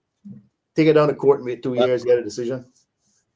Well, there are two things that come to mind as I'm listening to you, and one is that we need the public to have a better understanding of what their rights are when interacting with government. And then secondly, why perhaps you might be a good candidate for governor. How the heck is that possible? You really filling the space, Danny. No, Danny. I don't have the geographical qualifications. Exactly. Coming from him, I would not have expected that, but I see the joke in it. I see the humor. I see the humor in it. All right, take care. Thank you for your contribution, caller. Thanks. Did you take away the humor from that? Yeah, I did. But, understanding that we're saying we're out of touch and aligning, pretty much not out of touch, but that a lot of the legislation do not coincide with our Constitution. Something like that is easy. That's not the Constitution. It's local politics that can actually make the two align. So that's not something that we can point the finger and say the UK has to change it to match this because this is what we want. The Constitution is there. We have just failed, for whatever reason, to make sure that our legislation aligns with what you could call the 10 Commandments for our jurisdiction. And we have a law reform commission. We've had a law reform commission for many years, and it's usually populated with very competent lawyers who have done a tremendous amount of work. And I know about, I even spoke to this in the 2021 campaign, consumer protection, for example. Right. There's been legislation drafted for like 12 years at that time that we are 16 now. And for some reason, that isn't important. But we have lots of folks employed doing very important tasks that creating things that need to be recognized, to be authorized, to be promulgated into law, whatever. And we don't follow through. We don't finish it. Just finish the job. Things done in halves are never done. That's what my father used to tell me all the time. We got a litany of reports that are written, each one costing hundreds of thousands of dollars, lying on shelves all over the government building, gathering dust. Right? I know of some. And they never come to fruition. Or I shouldn't say they never come to fruition. A lot of times they never come to fruition. And it's just wastage. And you got to ask yourself why. But that's a whole level of problem we have there. Exactly. But rightfully, like you said, there are lots of legislation. There are things that could be put into law, but why they don't move? And I mean, I can recall back from my time, Pharmacy Act, the pharmacy law, an updated one is already approved. And where is it? And we're talking about one of the highest GDPs for cost of medical and medicines here in our Well, this island. goes on. We have an I mean, employment come law that on. was passed in 2005 that's never been activated. There we Remember go. There we go. We're still operating under the labor law, the Labor Act, we call it now. The labor law that was promulgated by, I believe, Mr. Norman. And then back in the day, I remember I did a stint in labor office when I was doing articles under the late, great Dale Banks. An awesome individual to work for. Yes. And he kept saying, you know, they passed this damn legislation, Sam, just so they have something to say, that they had something. But and it was woefully inadequate then, right? We're talking late 80s, early 90s. So we failed on a number of things. And I suspect that's special interest at play. You know, folks don't want to, they like the status quo. It's defined and easy to predict what will, you know, what the outcome will be. New legislation brings new challenges, etc. Correct.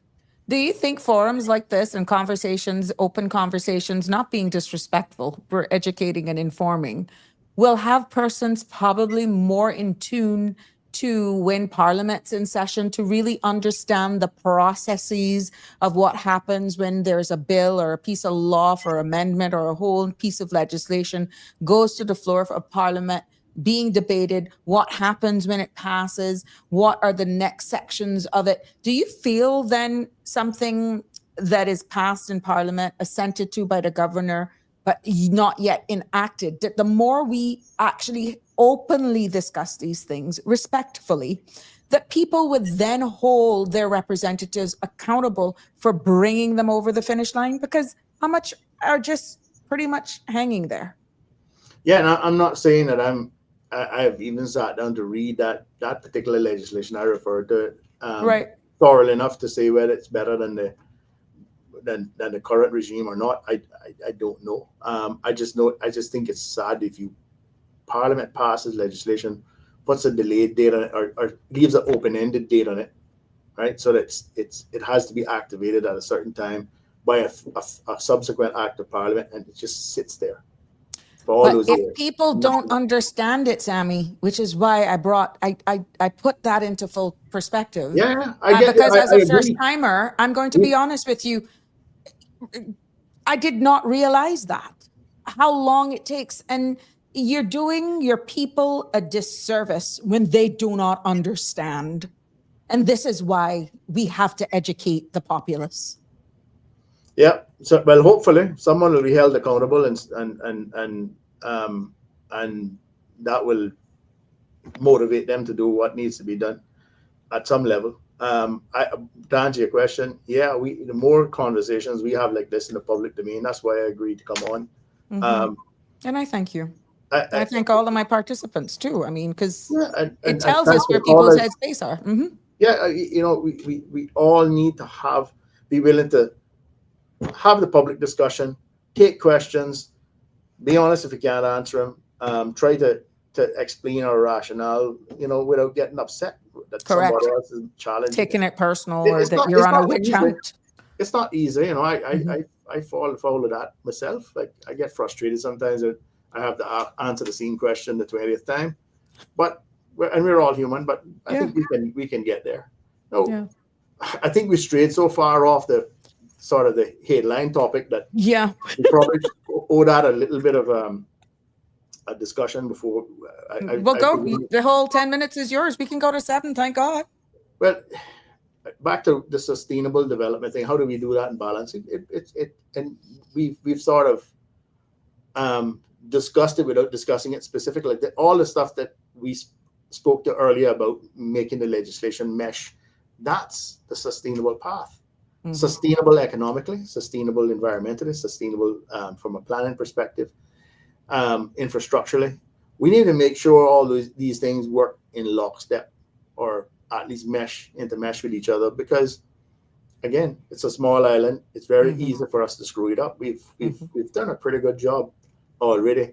You know, just speaking from my personal perspective, I've always wondered about why we put 10-story buildings on the coastline and 3-story buildings, and just looking at the West Bay Peninsula, 3-story buildings on the inside, when we should have probably done the opposite. You know, phase it. There's lots of things, but there's no utility in discussing what has happened, because nobody's going to tear a building down just because we change the planning regime to build a new one that's compliant. That's going to have to govern things going forward. How do we achieve sustainability? Right. We look at environmental impact, we look at infrastructural impact, we look at economic impact, social impact. We look at all those things together, right? Do I know every bit and piece of what needs to be put in place to make that happen? No, I do not. I don't possess that breadth of knowledge. No one does, as far as I'm aware. Some may think they do, but I'm here to tell you they don't. Because it's a myriad of issues that need to be considered. But if we can create the framework for it, and then we can create a board with the requisite number of people with relevant experience and qualifications, etc., to consider these things, and perhaps remunerate them properly, motivate them to show up and do what others might expect them to do based on civic duty. I can tell you that only takes you so far. We all have to pay bills, and every year that goes by, the bills increase. So folks got to survive. If you want competent advice, you have to pay for it. If you want, competent participation at a board level, you're gonna have to pay for it. We're gonna have to move away from that. That's not to say that there won't be people who. I sat on a statutory board. I remember someone in one of the civil servants saying to me one day, "Oh, but your board is one of the highest paid boards." I said, "If I gave you a bill for the time I spent in the last month at my billable rate, you'd fall off your chair, right?" Just to say, if you want the right people on the board, right, you don't have to pay them their going rate. No one is, and that's not what I'm saying. But you got to make it worth their while, or else you're not going to achieve it. And people think that's that's neither here nor there. That good, we still get good people no matter what. I haven't seen it.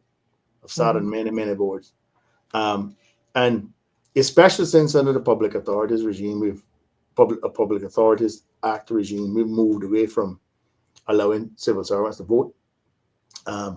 Be counted as quorum, chair of board, etc. And that law says that applies to every other law, regardless whether it's in conflict or not. We haven't followed that either.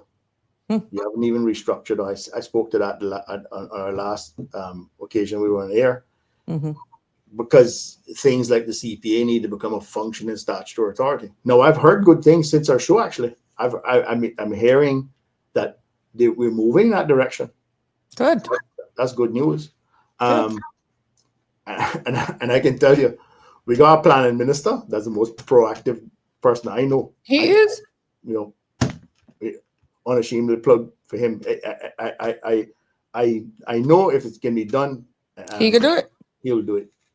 So I'm hoping that all of that, at some point in time in the future, we can return to the show and say, "Look, Sabrina, looks like we're going in the right direction." Oh, look. It's all about respect. And just like I said, we got to educate. If they want the support nationally, we got to educate our people. Yeah, I remember, I shared this with you. I remember when I was troubled with, one of the things that Truman Bodden had me do was meet with Michael Bradley, who was a retired governor and retired attorney general, who was a law revision commissioner back in the day.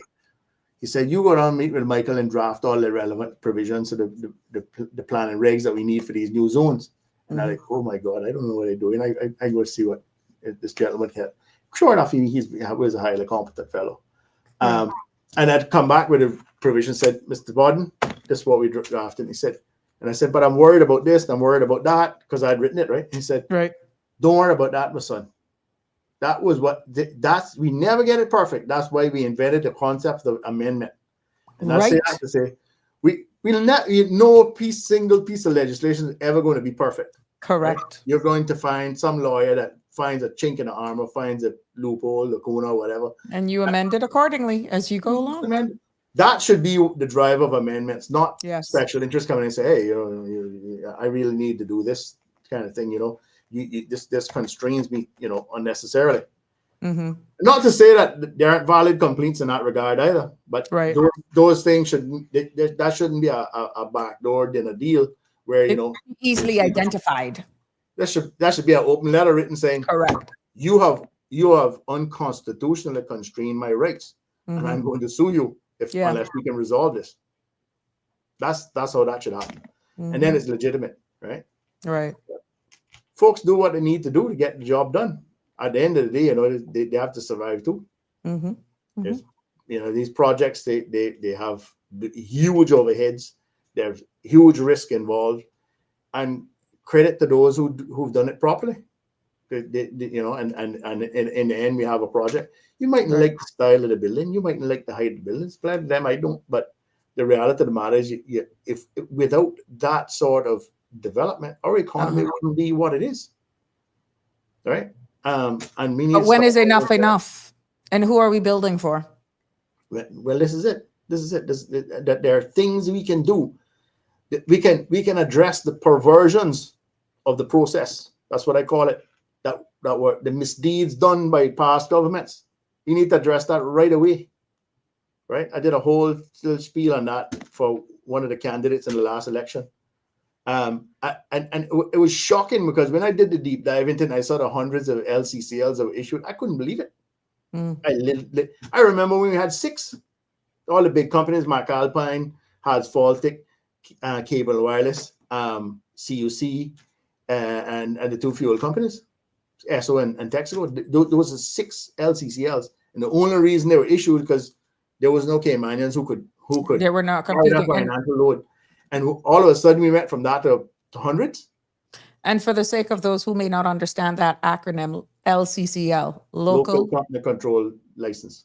And that means that it's somebody applying for a license to conduct business that doesn't directly compete with any local businesses or interfere with Caymanian owned operations. Am I right or wrong? Right. That's what it's supposed to work. So just to touch on that, because it's important and it affects the development sphere as well. We have a trade and business license regime that says all companies must be Caymanian owned and controlled. Correct. 6 to Florida, we all know the 6 to Florida rule. 6 to Caymanian, 40 foreigner. 6 to Caymanian, 40% foreign, and we can't deviate from that unless it's 75%. It's upward in the Caymanian ownership. Right. And same with controlled directorships. Who, if you have 2 directors, they better both be Caymanian because they can't have equal standing. That was the rule, the immutable rule for a long time. The LCCL legislation provided though an exemption for companies where they seek local participation, but they can't get it. So those big companies that I spoke to earlier, they were at a level where no Caymanian could invest, 60% of the worth of Esso. Who would have been able to come like that? So a Cable and Wireless, a global giant. So we licensed them because they offered services that were essential, etc. We licensed them to exempt them from the trade and business license regime. It was intended to be a necessary exemption only, but in a past government, not calling on names, but the acronym started with P and ended with M. They started this free for all where they're just granting LCCLs to everybody walk off the plane. You get every foreigner comes here would get a LCCL, i.e. an exemption for foreign-owned entity to operate as a real estate agent, operate as a development company, a contractor company, whatever they needed. They were just given, and that is harming the economic interests. That is an offense to the stated principles and objectives of the development plan, because that is antithetical to the promotion of the social well-being of the people of this country. You don't need to be no economist to figure that one out. I figured I want to. And so that is the perversion I spoke to earlier. But that can be remedied. and it should be remedied. It should at least be stopped to practice, and I hope it has been. How? By not granting LCCLs. Maybe the DCI structure needs to be looked at. I don't know, but if we follow the obvious intent of the trade and business license legislation, which unfortunately isn't the same as it used to be. I say unfortunately because back in the day, every Caymanian had a right to get a trade and business license. Now you have to prove yourself worthy. That was something that happened in 2013 or 2014 that I wasn't. 2014, I think it was, by the then progressive government that I railed against, and I remember Arden McLean railing against it in the LA, as it was then called. But it passed, and that was bad enough. I don't think that directly impacted Cayman or prejudiced Caymanians vis-a-vis LCCLs, but it led to a new mindset where, well, Caymanians not entitled to own, and it's sort of this so informs this whole mindset or conforms to this whole mindset of Caymanian protection is xenophobic, nationalistic, all of that. And I had a conversation with a gentleman who I have a whole lot of respect for this morning, and he was saying certain things about that he's worried about what the government. And I said, I don't know if it's that bad. I think they are to start at a certain point, and they're making noises. Minister Miles has made certain proclamations that people are upset about that. And I'm saying, well, look, we gotta do something. We have to do something, and it's not him on a I think it's the government. In fact, I'm assured it's a government position. And instead of focusing, this would be my advice to government, instead of focusing only on like protecting Caymanians against foreigners coming and living here forever, etc. Right? That's not the real risk. The real risk is being displaced economically, being disenfranchised. It's a delicate balance. That's and at the same time we because we have more affluence entering the island, prices start to inflate, and we have then a cost of living issue ballooning out of control because we already have a cost. We are the third most expensive country on earth, according to one survey I saw the other day, behind Singapore and Monaco. Yeah, and Monaco is and Singapore is full of millionaires. I don't think we are. I really struggle to feel the pain and the struggle of folks who earn a regular salary because I don't know how they survive with all the costs, but that's a whole different topic. Well, yeah, we could go on for days, and oh my God, Connie and all of those who normally used to meet exiting stage left before even 7 o'clock. Look, Sammy, we went over 7. We were in time. Well, I'm probably waxing a bit philosophical now, anyhow. So rather than discussing the topic at hand, but no, but I think the reason why we have gone down so much different avenues, it's all connected. It's all connected, and it proves a point that it's not as simple as one may think. But we can't just roll over and expect it to happen. We have to continue forums like this. We constantly have to honestly engage in more meaningful discussion like this, but don't play ostrich if you're in a position of power. Don't put your head in a hole because you're not helping the situation either. And I'm hoping that forums like this, as you rightfully alluded to, shows that people are listening, that we're coming from an informed perspective. We're not coming after anybody. We're educating.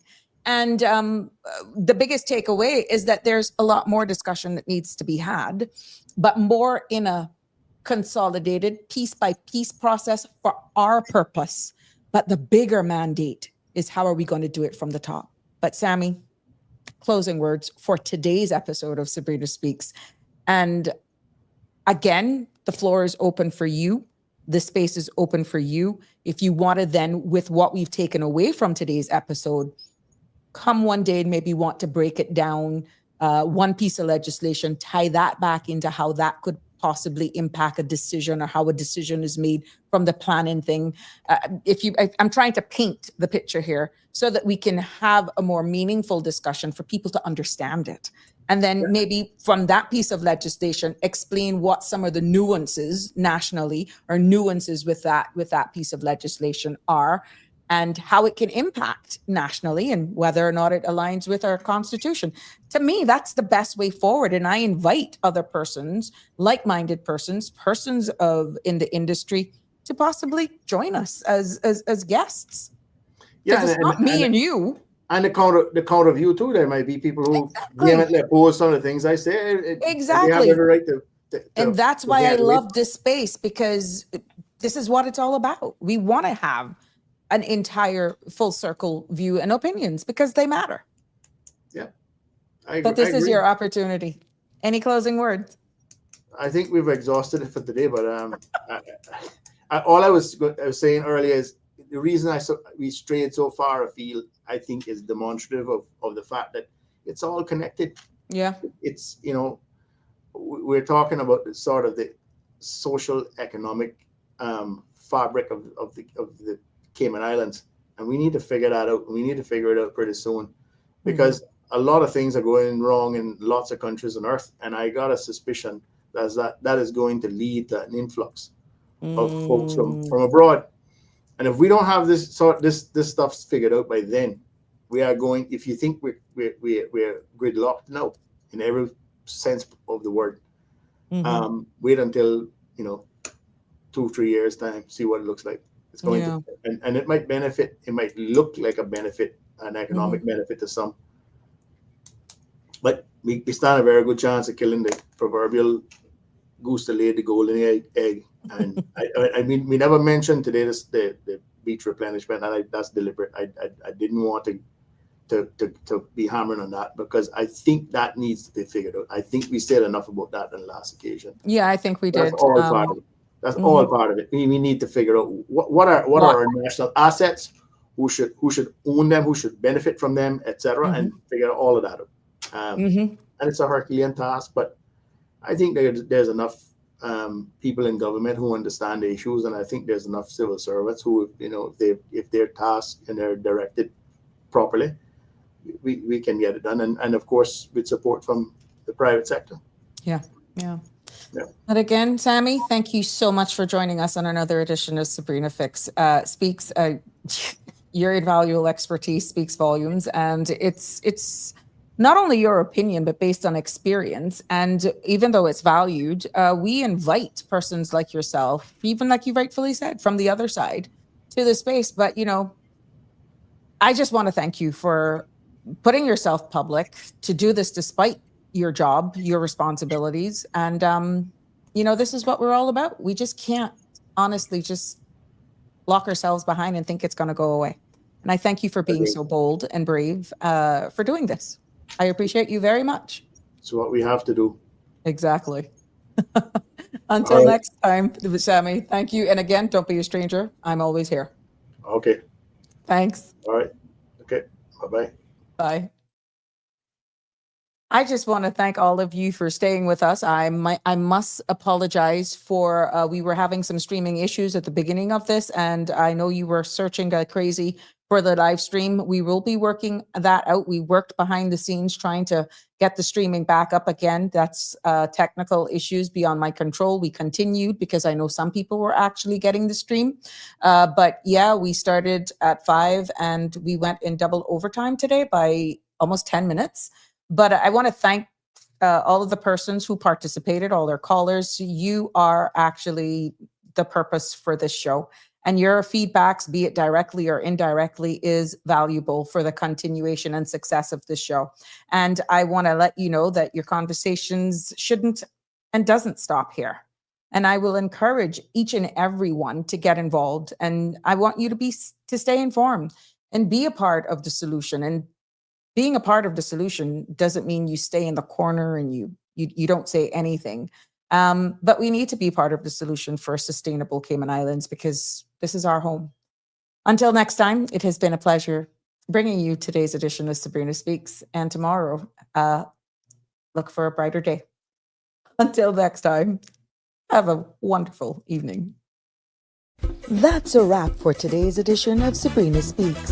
Thank you for tuning in and for being part of the conversation. Remember, the dialogue doesn't stop here. Stay engaged, stay informed, and most importantly, stay empowered.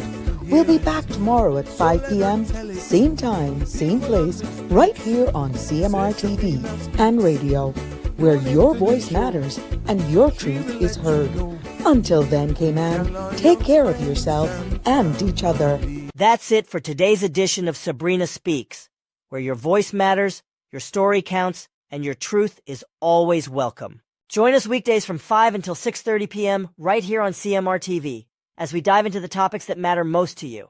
Catch the show live or on demand at cmrtv.com. And don't forget to follow us on Facebook, YouTube, and Instagram so you never miss a moment. Until next time, stay informed, stay engaged, and always speak your truth.